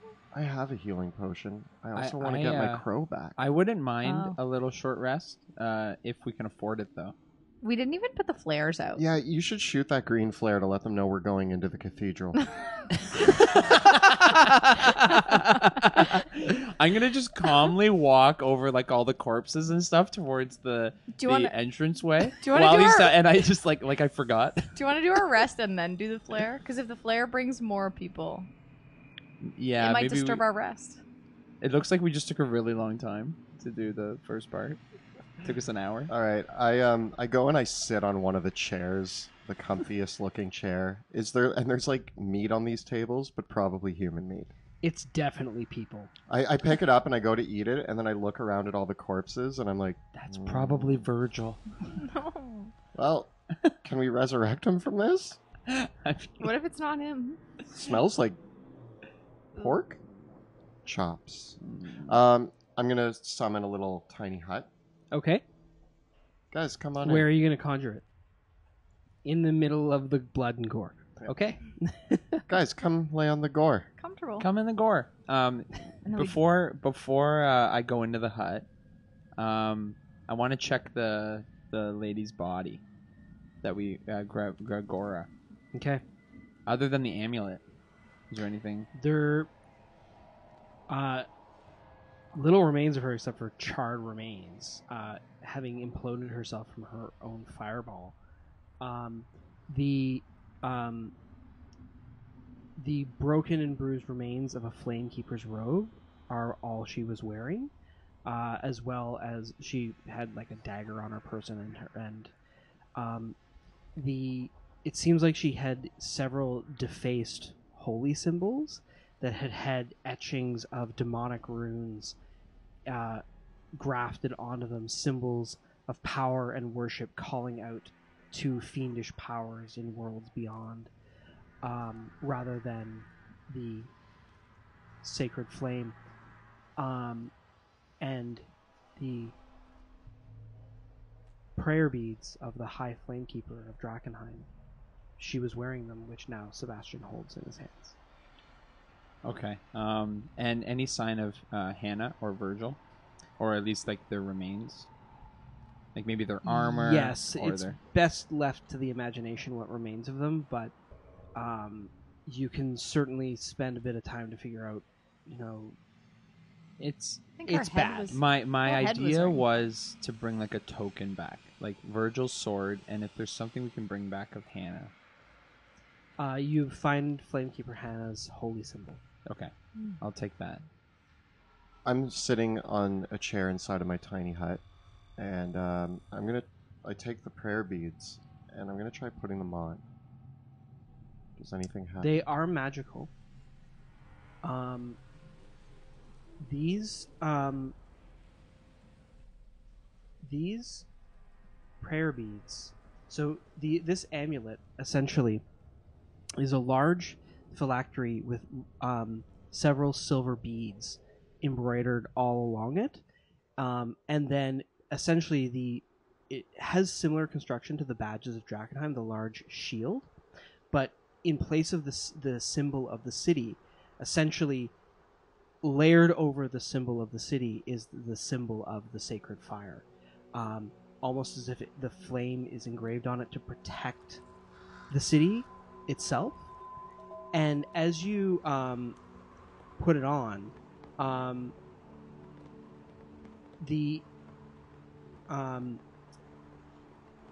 it is magical in nature. The various kind of hanging charms of it all ringing out as conduits for holy magic. But the magic of it rejects you. Ow. Oh, that was weird. It's too light for you. So, You cannot attune to this item. well, Here, let me put it on. oh, are you in the hut now? Yeah, I'm coming. You walk in, and I'm like, oh, that sucks. Here, you try this on, yeah. I also come into the hut and I sit down, but not on a chair, just on the ground. Okay. There's dead bodies all over the ground. It doesn't bug me. Okay. It really doesn't. I mean, this is not the worst place we've slept. Yeah, it's definitely not the worst place I've slept. Try putting these on. They felt uncomfortable on me.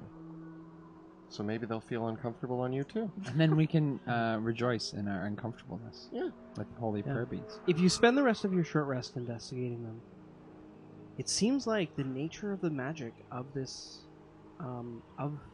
badge is that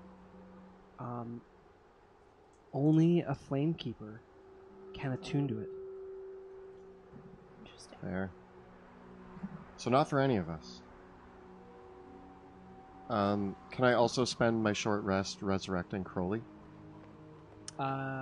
You could do you can cast casting that will take an extra hour because the ritual to summon your familiar takes 1 hour. How long is a short rest? 1 hour, so it'll be 2 hours. Maybe we should leave Crowley for now. Yeah, Crowley. I'll have to bring him back. He fought well. He's a brave bird. Yeah. He did good. He did good. So it's been an hour.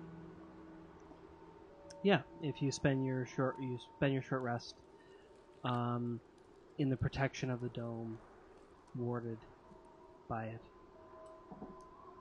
When I want to come out of the hut and start inspecting the raised section before the statue.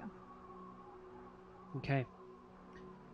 Before the effigy, it is not a statue because it's not. Or It's sorry, made of the it's made of meat, bone, and wood.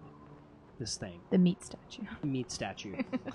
It smells really bad as well. Just the air in this whole thing is you being inside Sebastian's magic dome. The air is clean inside, and so when you step out of it, like the smell of the whole area around Temple Gate, it smelled like death before. So the kind of that air of dead meat in the air wasn't as apparent, but once you step out, it's like, oh, it smells like blood and gore. And of course, nothing is rotting, but just that smell of death hangs in the air. Fresh death. Yeah. And also there's like lots of null fecal matter in the corners of the room. And yeah, the familiar smell of null piss. We've rubbed that on ourselves before. We're very familiar. Surrounding around the platform here are all manner of treasures that the gnolls have amassed over their time. Swords, weapons, various bits of equipment in varying states of repair, but also a fair amount of gold, small bits of treasure, silverware, and other odds and ends and bits of treasure that they have amassed and collected over the years. I just start dragging my bag of holding through the gold and treasure and, And walking up to tables and just like, shh. You know when you're like cleaning up leaves? Like I'm doing that, I'm helping too. Like I'm just shoveling it in. How much do we get? It's uncountable. All told, there are a fair amount of objects that are here. The one that you can find in and amongst all of the other things that you find are...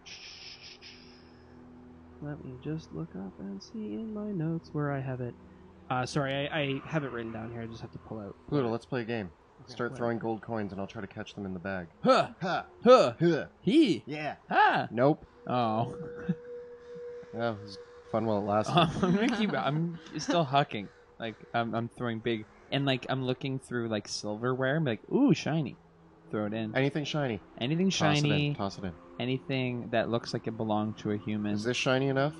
I think it's somebody's glass eye. Throw Yeah, it we in. can sell it. Throw it in. Did Virgil have a glass eye? Okay. Is that his mustache? Get the mustache. No, sorry, that's just burnt knoll hair. Charred. No. You didn't have a great Flesh. mustache. Ooh. What's in this? What's in the priestess's like potion here? Don't touch it. Please don't touch it. They were. Should I touch it? No. No, don't. Why are you Don't getting touch that? it. Why are you getting that read from her? She's saying don't. Oh, I don't know. How do you know what it is if you don't touch it? I'm gonna do a lap and just try to secure the area. Oh, and shoot the. I'm gonna go shoot the. The green you actually flare. go shoot the flare. So I'm gonna go Oh, outside Yeah. Oh, yeah. and just give and very stoically.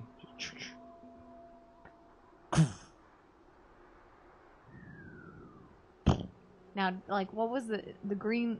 What One was the green second flare. green? The second green was when it's cleared. Well, I mean, should we we probably do go it? downstairs and make sure that's clear first? I think that calling everybody back? before we announce it's clear, we should maybe check out the rest of the cathedral. Maybe we should deal with the effigy. Yeah, this statue looks. It probably wasn't made by the people that made the cathedral. Should probably is add the my delirium guess. It looks maybe made by the Knolls. Instead of like skin and bone. And I know delirium. that you're not from here, but I can guarantee that this is a new addition to the cathedral. Well, I'm a mason by trade, and, and judging by the work of bones versus stonework, this was added after. I'm a historian, Thank you, Pluto. light Caspian history. My full list seems to be escaping me right now of all the things that are in and amongst here. But there are several art objects that several smaller statues, bits of golden statues, bracelets, amulets, and other phylacteries. There's about 5 larger intact pieces that are each worth about 250 gold pieces, and another 1,000 gold pieces in coins and smaller gemstones as well. How do you want to divvy that up?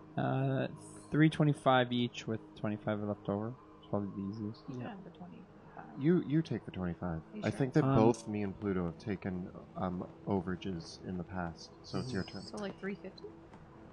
In and amongst the cauldron are also several bits of alchemical ingredients. And in addition to 7 shards of delirium, Yeah. each worth about 100 gold pieces. Check Sebastian, as you're fragments looking of- through the alchemical ingredients, The ingredients that are assembled here are uncannily familiar. These are uncannily familiar.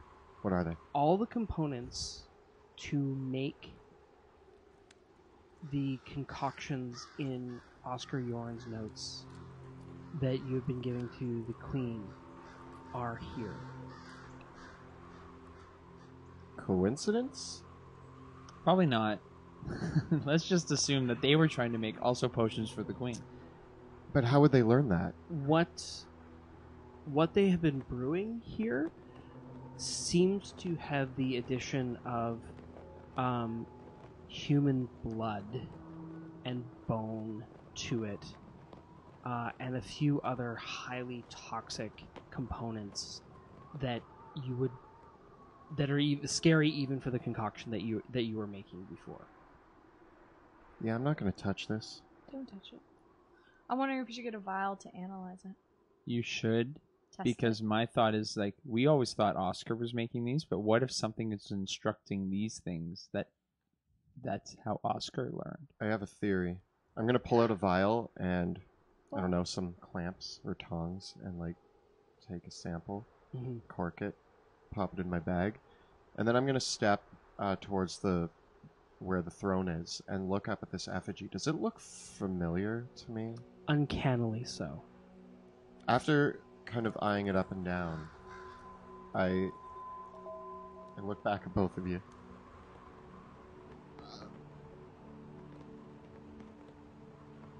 Hello, demon.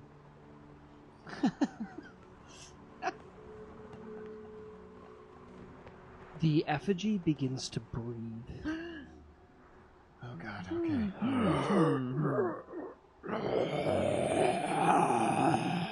And now it's going to try to take the delirium out of its eyes. You're on its And shoulder. the mouths of the eyes clack as it opens and blinks them, and the various jaws and skulls in its body all begin to speak in whispering tones, forming one coherent voice. Ah, you're calling me again. Well, how are you three? Well, it's been a ride. It's been good. We haven't heard from you in some time. I tried to reach out a couple times. You weren't answering my calls. How have things been with you? Busy. I'm sorry to leave you hanging. It's cool. Is this a new rendition of you that we're seeing? Like, you weren't always here. No, I wasn't always here. But he looks across, it regards out. It seems like you've made a slaughter of those who put me together here, didn't you? Just sending more souls your way, friend. He's your friend. I don't think he's our friend. You know, he's better to be my friend than my enemy, so I'm just gonna go with that until he asks stuff from me. But, yeah. There's some goo down here. Have a vial of it. Are you kind of giving this recipe out? Is this your doing? Because you were in Oscar Yorn's place. And now you're here. Both places were brewing the same potion. From delirium. Is this your doing?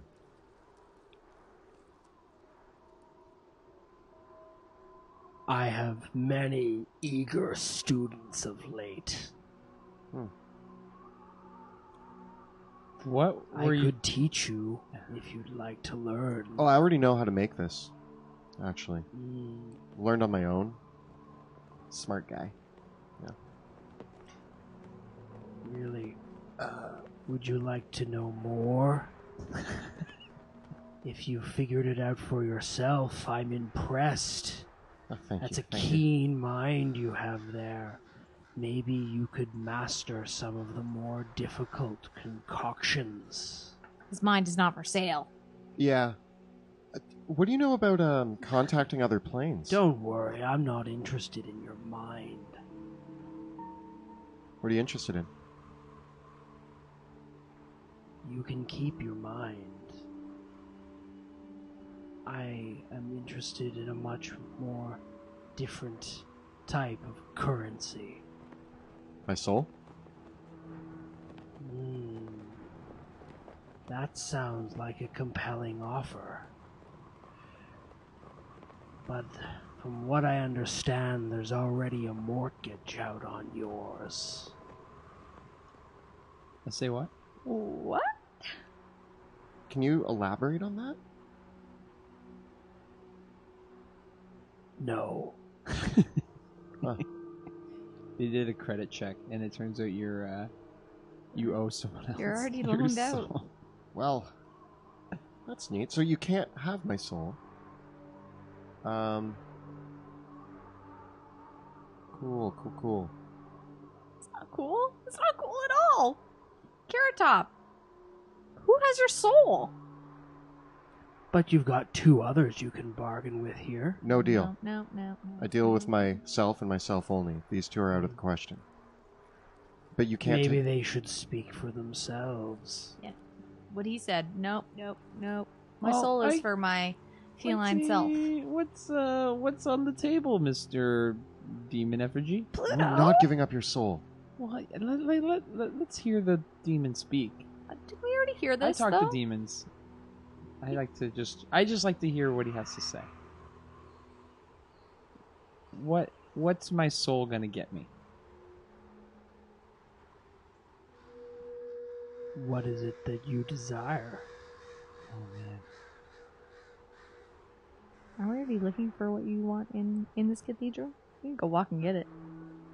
Yeah, I think. I don't know if you can give me what I desire. Demon statue. Everyone has a price. And I'm sure you might be interested in accruing some interest on investments.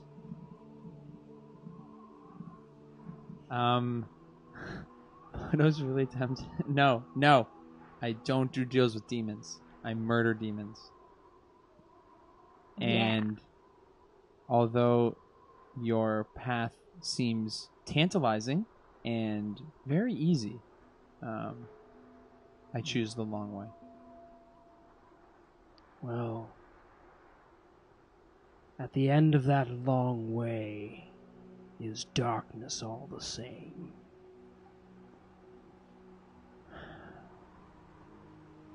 But at least I'll have a little bit of a light during my path. Sorry, Believe demon. what you will. Sorry, demon. No sale. You three like this town, don't you? It's Growing on me. It's like my only place I've ever been, so You Has its like perks. can't say the that. people that were here? Yes. Yes. Not the ones that were just here a minute ago, but for the most part, yeah, a lot of the other people. You would give your life to save this city? I would give my life to save aspects of this city. I'll do what's... I don't think it's always that easy of a trade. My life, yes. And you would trade your life? It seems to me that the price of a soul is only one step further. You don't know what lies beyond, and I can tell you that, yes, you would suffer, but then you would thrive. For the price of a soul is a bargain that pays dividends if you're willing to keep that investment for some time. But you said my soul is off the table because somebody else has claim to it. So I can't offer you my soul. Can you tell me who has claim to it? Perhaps I can undo that so I can offer it to you. The credit check shows that there's only a hold on it, not who has it. I would very much like to know. Do you like games, Demon?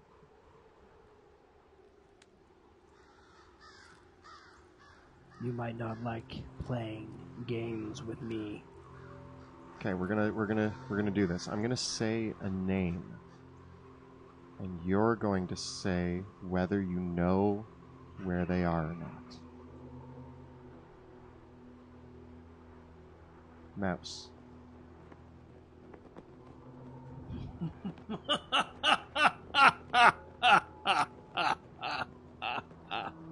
I don't know if that's a good laugh or a bad laugh. I haven't really got a read on the lap either yet, Veo. Guys, I'm really uncomfortable. I'm starting to sweat here. Can we just push the statue over? I mean, I'm sure if he falls apart, we can just... I kind of like step back off the platform after saying that with the laughter. He's kind of mocking you. So is that a yes? A no? A maybe? Is that just a laugh? Like, is this someone else tell you a joke to another effigy? It's like you picking up on multiple phone lines? I know of who you speak. I didn't think you had quite that sense of humor. Is she with you?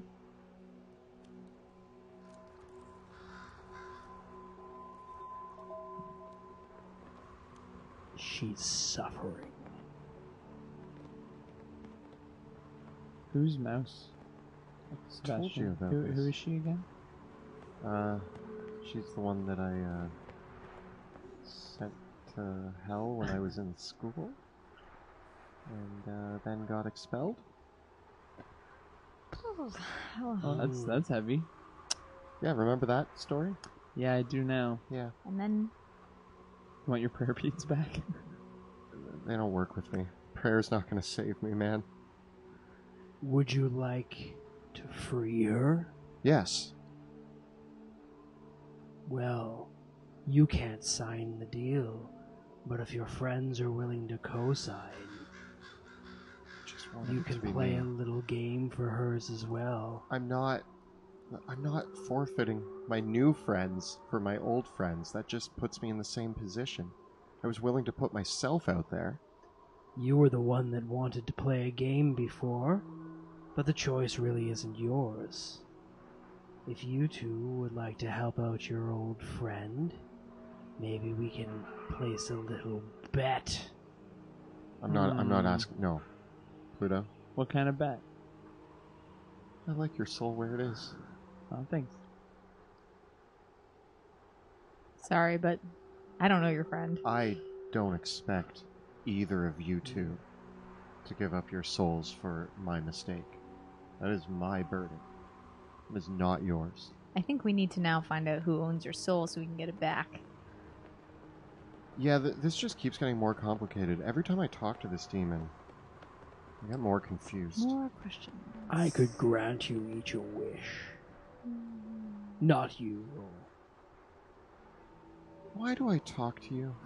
I feel like he keeps upping If his your ante. friends are willing to gamble their souls, if you win, I'll grant your friends each a wish. If I win, And I'll grant you, and I will release her soul. And if you lose, well, I would have their souls. but if When your bodies are done with them, of course. if we win, they keep their souls. If we win, they keep their souls. We each get a wish, and you give me my friend back. You don't get a wish. Okay, they Your get a friends wish, do. and I get my friend back. Mm-hmm. What are we betting on? Sebastian, What are we betting on? you're not betting my soul. What are we bet? What's the game? You can't bet my soul if I don't If give it's something I permission. think I can win, No! She doesn't want to play the game. No. Scaredy cat. but we could win. But we could also lose. Is this the same sort of lining that you got due to trapping your friend in the in hell? Is that we could win? No, I thought it would be cool to impress everybody if I summoned a demon, and it didn't. That wasn't you that showed up that day, was it? Was that you that took her? It's funny how we keep running into each other.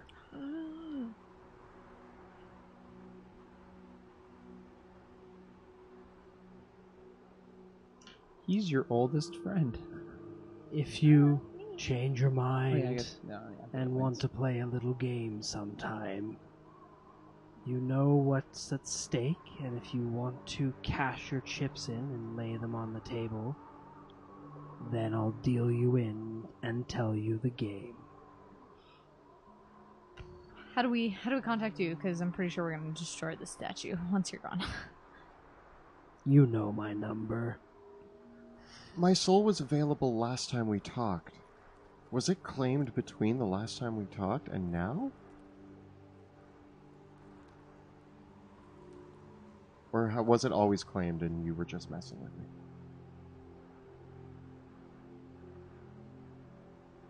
Maybe he's messing with you now, just so then you bet your friend's souls instead of your own. But guys, we've actually, we haven't won very many gambles, have we? Nope. No, we're actually pretty bad at it. Well, Demon, as usual, it's been a pleasure. You make a compelling... I don't know. You never give me the full story. It's very upsetting. I'm sure we'll run into each other again in the future. I'm betting on it. Soon he's gonna have no more followers because we're gonna kill them all. Do we tear down the statue, Veo? Yes. We're going to pick apart and destroy this effigy. And I'm going to As you rip watch. it apart, it laughs the entire time. I take the delirium out of the eyes. We're more after the delirium. These are large crystals, each worth 1,000 gold pieces. They weigh 25 pounds each. You want me to carry them? Can you? Oh, Or yeah. we should Throw put them in the a bag bag. of holding. So 2 more crystals. Guys, it's really How frustrating many being shards like did we get before? Pardon? at the door. 7. 7. Yep. Are they chips fragments? They were fragments. It's really Sorry. frustrating being at the doorway that I could bring my friend back from where I sent her. But there's this jerk in the way. Well, It's the bouncer. it Yeah. sounds like if you summoned him once and he took her away when you were young, what if you summoned him again and we were ready for him and we tackled him and murdered him? I was playing with things that I had no idea what to do. I don't even know if I can And do now it you're again. such a stronger, like you're so much of a stronger sorcerer. Yeah. Keep in mind that there are even people in this plane of existence that we still haven't felt strong enough to take on. I don't know if summoning a demon and trying to tackle him is going to be the best way of action I also, to getting your friend back. the last time I summoned him, he appeared and dragged one of my friends to hell. I'm now standing with you two, and the last thing I want is... No. Yeah. No. I appreciate that. And Sell no my more soul, gambling drag with me your to soul. hell. I'm the one who No. will gamble with your soul, not you. I'm not As, responsible enough. My own soul. As you begin to tear down the effigy, there is a horn sounding in the distance nearby, and you can hear the clattering of hooves out in the square. It sounds like members of the Silver Order are approaching. Were they supposed to come? I thought it was the Hooded Lanterns. No, isn't it the Flamekeepers that are gonna come and Do do they the escort ritual? them? I'm gonna go check the door to see if I can see them coming. If there's any like, You can see coming out into the cathedral square are a group of hooded lanterns, and the knight captain is riding his griffin. It's trotting forward along with Flamekeeper Ophelia Reed, and several other priests and knights of the Silver Order. Many of them look very worse for the wear. But they are coming forward towards the square. And they are coming towards the square and making their way towards the cathedral. We still have to check out that back room, but should we let them know that we've cleared out the front? And they can, like, come in and hang out in this horrible, horrible stench? Get set up. Maybe they should wait outside. I'll leave the door open, and I'll come back with you guys, and maybe we can just check it out on our own while they're coming in. Yeah, they maybe want to start cleaning this area up. I assume that the ritual is going to be taking place in Should I shoot the other green flare? Do Is we that have what to I'm now? supposed to do? Is it Once it's cleared out. I mean... We still got to take a look at the back. We Yeah, don't let's know check what's it back out. there. Well, before they get here, let's check it out. I think that's the best play. Sebastian runs up the stairs and kind of pokes his head into the back end of the cathedral. This is the sanctuary dome. There is a large marble plinth upon which is a massive basin. The smell of oil hangs in the room. In each of the large alcoves that make up this chamber are several statues and tombs dedicated to the fallen flamekeepers and paladins of the sacred fire, some of which have been buried up here in the various shrines. The whole thing is littered with shrines, and even though it has lost much of its glory, a palpable light shines still in this room as what little rays of sun that come through the top of the dome illuminate this fantastic scene above. This room is devoid of the gore and wreckage that the other chambers were. It's as if the gnolls were too afraid to step in here, for several of the large caskets and sarcophagi that are in this room are open, and splayed out in front of them, almost forming a line of battle walking into this room, are several skeletons splayed out on the ground with weapons in hand, but they are now laying inert on the floor, or surrounding the basin. Oh. Was there maybe some magic that brought them back? Yeah, maybe It's possible. Grigor was trying to work on something, and we interrupted it. As I step into the room, do I see any stairs or anything that could take us down to a different There are part? 2 large warded doors on the opposite sides of this room. Warded doors. Yep, they are. The 2 doors look like they've not been opened in an age, and they bear several large seals and runes across them, and holy scripture holding them shut and tight. Do I see anything on the doors that could indicate if the beaded necklace could open them? No, they have large knockers on them. Okay. And like that they could be pulled open. Okay. Yep. And judging by what you know of the internal structure, these doors either lead to very small rooms or possibly stairs leading down below. Which one should we open first? You want Lucky. Mage Hand both open? That could be fun. I don't know if Lucky they're number heavy left? doors, I don't know how much my mage hand could do, but Oh, we can try. give it a go. If you guys want to keep an eye out for the sarcophagus things, I'll try to open the door. Oh, okay. Just keep an eye out if skeletons come Things to life, come back to and life. so forth. Consider me on alert. All right. I get my bow out ready to fire at some skeletons. I'm gonna go up to the door, and so is it a push? It looks like a push or a pull. It's a pull. I'm gonna You try try pushing. Ignoring the label, I'm gonna give it a big just heave. You pull it open. The door on the left. Is the one I want to open. And as the door opens up, there is a dark stairway leading down to the underground below the cathedral. What about the other one? Should we open it? Go for it. Okay, I'm gonna walk across the room. While I'm walking too, I'm looking on the ground for any signs of like triggers or You looking Like at the false- ground, false and forward. seeing the bits of skeletons that are displayed above them. Some of these skeletons are ancient looking.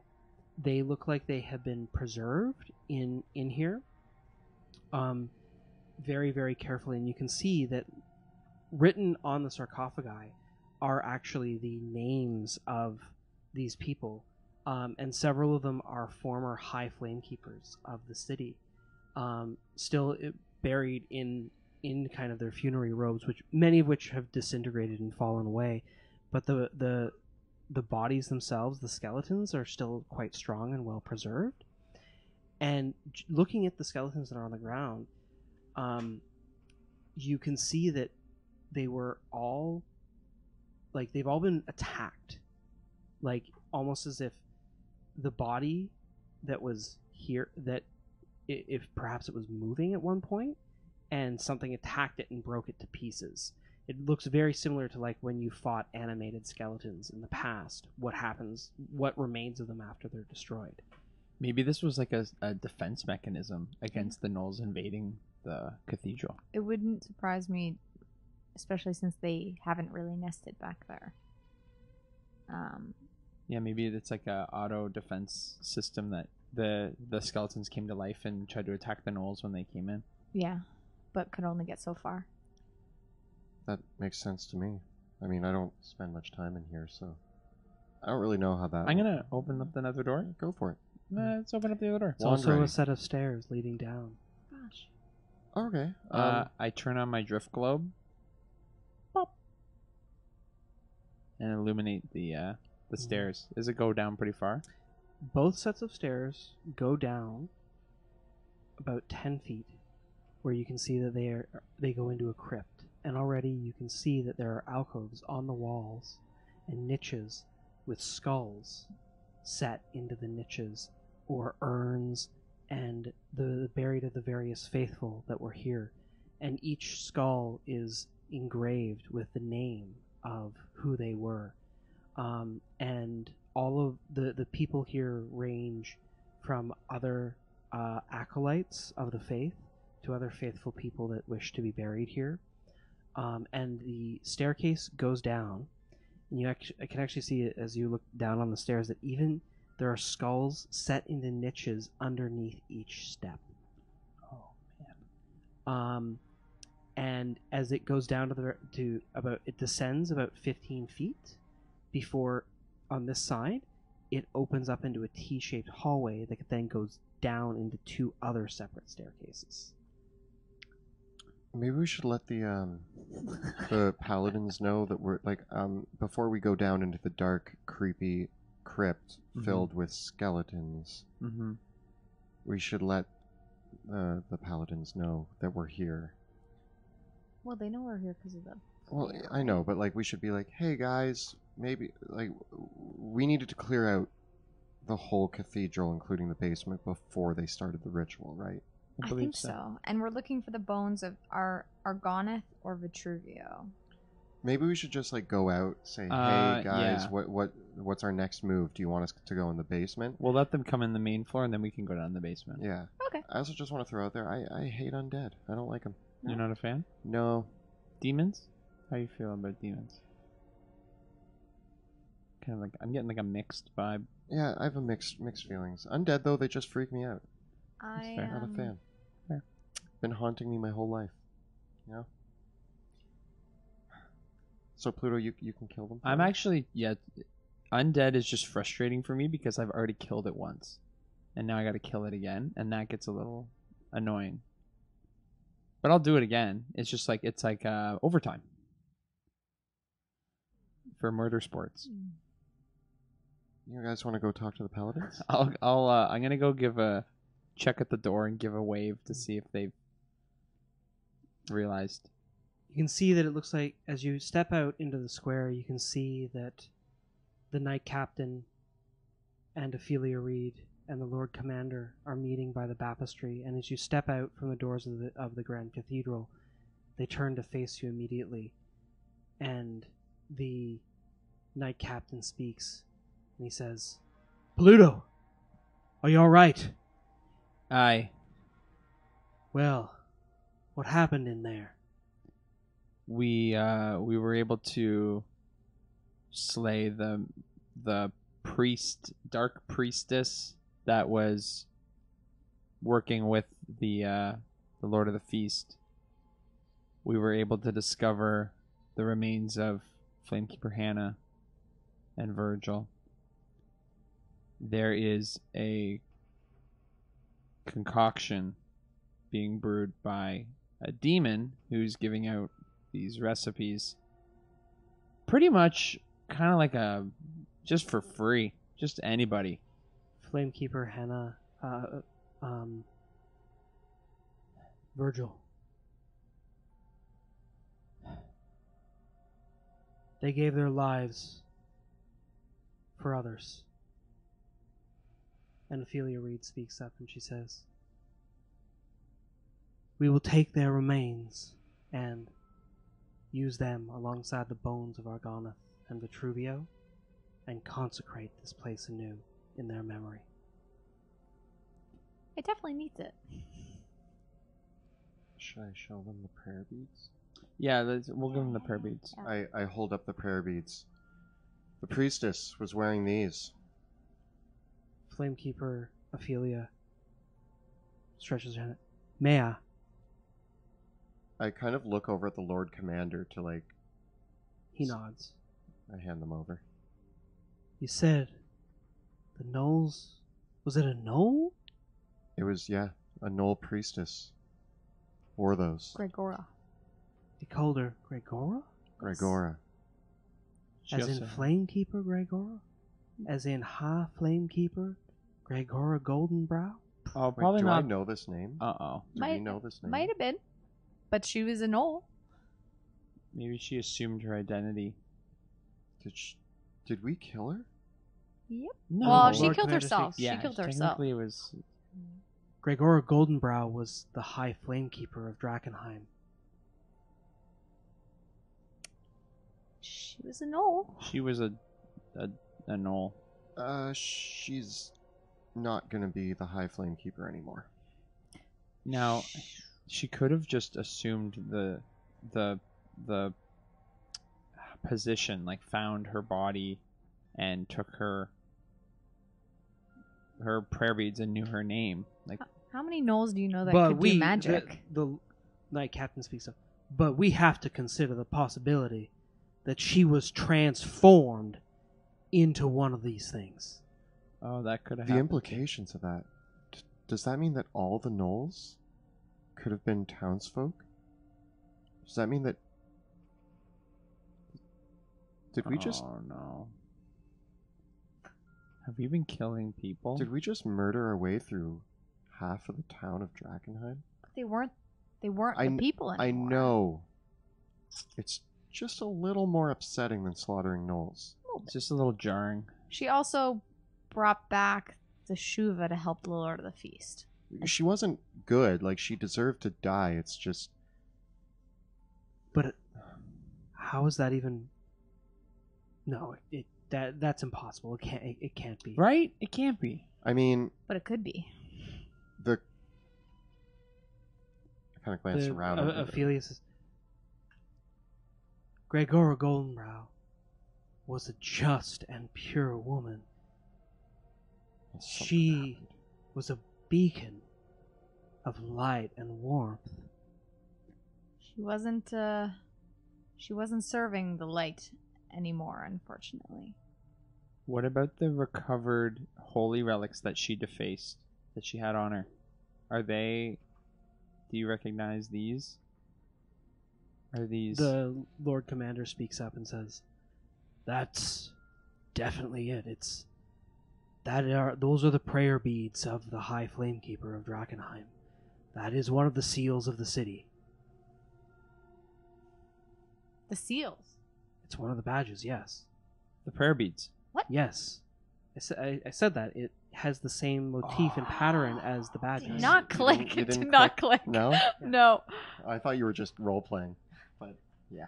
Nope, definitely didn't click. No, yeah, I missed that. Oh. Well, so... But of course, its magic binds it to the will of a Flamekeeper only. Then we need to elect a new Flamekeeper, I guess. I vote Pluto. Yeah, you know what? I think I'm ready. There's still a basement. You needed us to clear out all of this place before you guys started your process, right? Ophelia Reed speaks up. Well, I need the bones of Argonath and of Saint Vitruvio in order to reconstitute. Is it the flames out? It is. Yes. Yes. It's in the back, right? I mean, that's fine. The basement looks fine. There's nothing scary down there. May I It's ask fine. a question? Have you been back there? I went to the back, yeah. We look. Back there, but not to the basement. Had the gnolls gone back there? Surprisingly, no. We believe so. I mean, there were skeletons. They weren't moving. But they might have been. But the gnolls seemed that it looked like maybe the skeletons scared them off because they didn't seem like they were conducting anything back there. They may have gone back there initially. Did that trigger some sort of thing? Do all churches have just skeleton traps? That seems intense. We...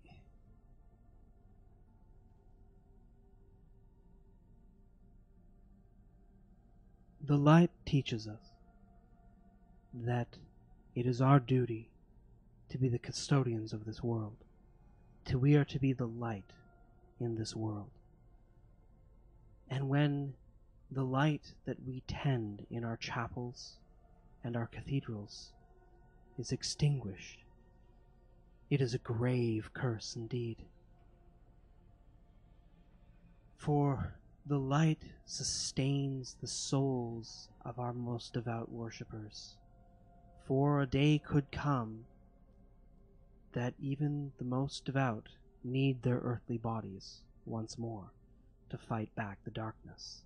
That is why we keep their bodies in our cathedrals and temples and chapels. But when the light is extinguished, there is nothing to guide those souls, to be the beacon by which they can be anchored and clarified in death to this world. 15 years could drive them mad. So we have a bunch of mad souls potentially in the basement of this cathedral. And if they're restless spirits without the guidance of the living, without the light of the flame, they have been denied the warmth and the grace of the sacred fire for years, over a decade. And they deserve peace and rest. They have all fought so much already. Does blowing them up count? Are you giving me permission to go down there and destroy the bodies that are up and moving, if that's what we're talking about? The knight captain says, I can't ask my soldiers to do it. It is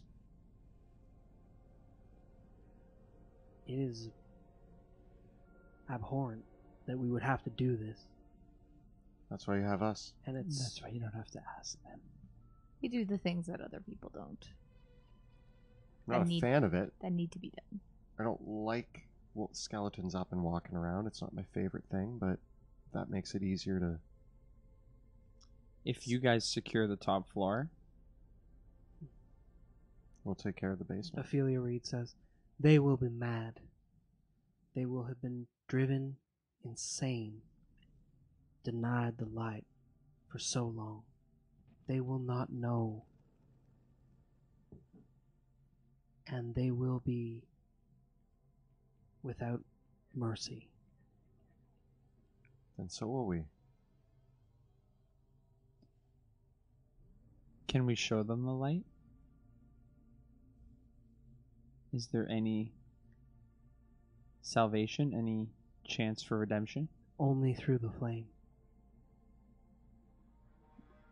Hopefully, if we reignite the flame, We can they will calm. rest again.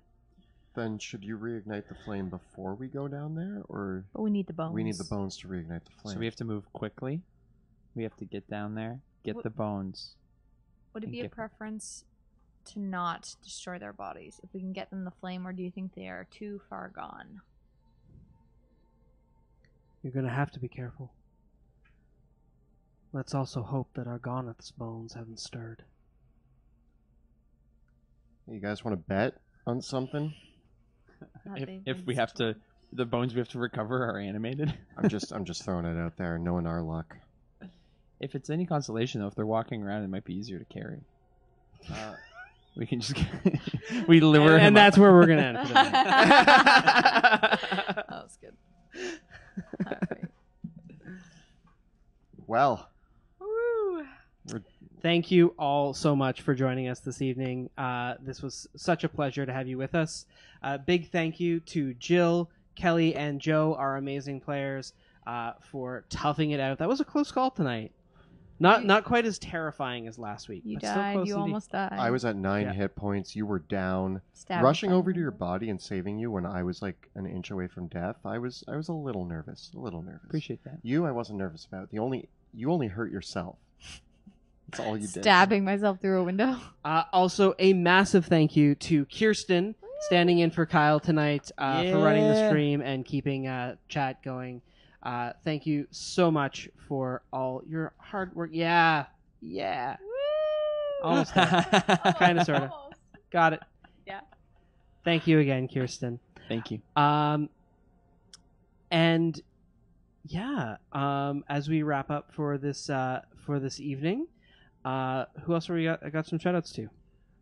Special thank you to Axe and Shield for providing us with the awesome gaming accessories like the Initiative Tracker and the really cool flight stands that can help you elevate your game. And as always, big shout out for Tabletop Audio. Again, I hope it was created a nice ambience with our church massacre. Episode name. As always, tabletopaudio.com. It's free. It's a really great way, even on your own games, a little bit of music can really help set the tone and the feeling. So check it out. Of course, thank you to 100 Years Bore for the amazing voiceover in our intro video, always serenading us into Drakkenheim in our game. So thank you so much. Check them out streaming here on Twitch. And of course, don't forget about our new merchandise store on Teespring. The links are below. You can get shirts like Yes, Yes, Yes for the rat prints, as well as things like Troll Killer. So check out that to support us on our merch store. Fantastic. And finally, as always, if you are enjoying the show and want to help support our work, please check us out on Patreon. You can find all the information about it by following the links in the description below or at patreon.com/dungeon_dudes. And that'll give you access to our amazing Discord channel where you can chat with all of us about all things Drakkenheim, including a special top secret channel where you can talk with just Monty about all of your theories about what's going to happen next in the campaign. Is that still going strong? A lot of questions about the stats of all the monsters that you faced recently. Oh, cool. Yeah, people want to know like how I homebrewed them, why I changed them, like what do you think about the challenge rating of those things? And I go, I don't really know. I don't really care too much. I try to keep things mostly balanced. Mostly. Easy. Yeah. So join us on Patreon and then join us on Discord and chat with us. Yeah. And as always, we have new videos going up every Thursday on YouTube where we cover everything D&D, including advice for dungeon masters and guides for players. You'll also find all prior episodes of the campaign right up there at youtube.com/dungeondudes. Thank you so much for watching, and we'll see you next time in the Dungeons of Drakkenheim.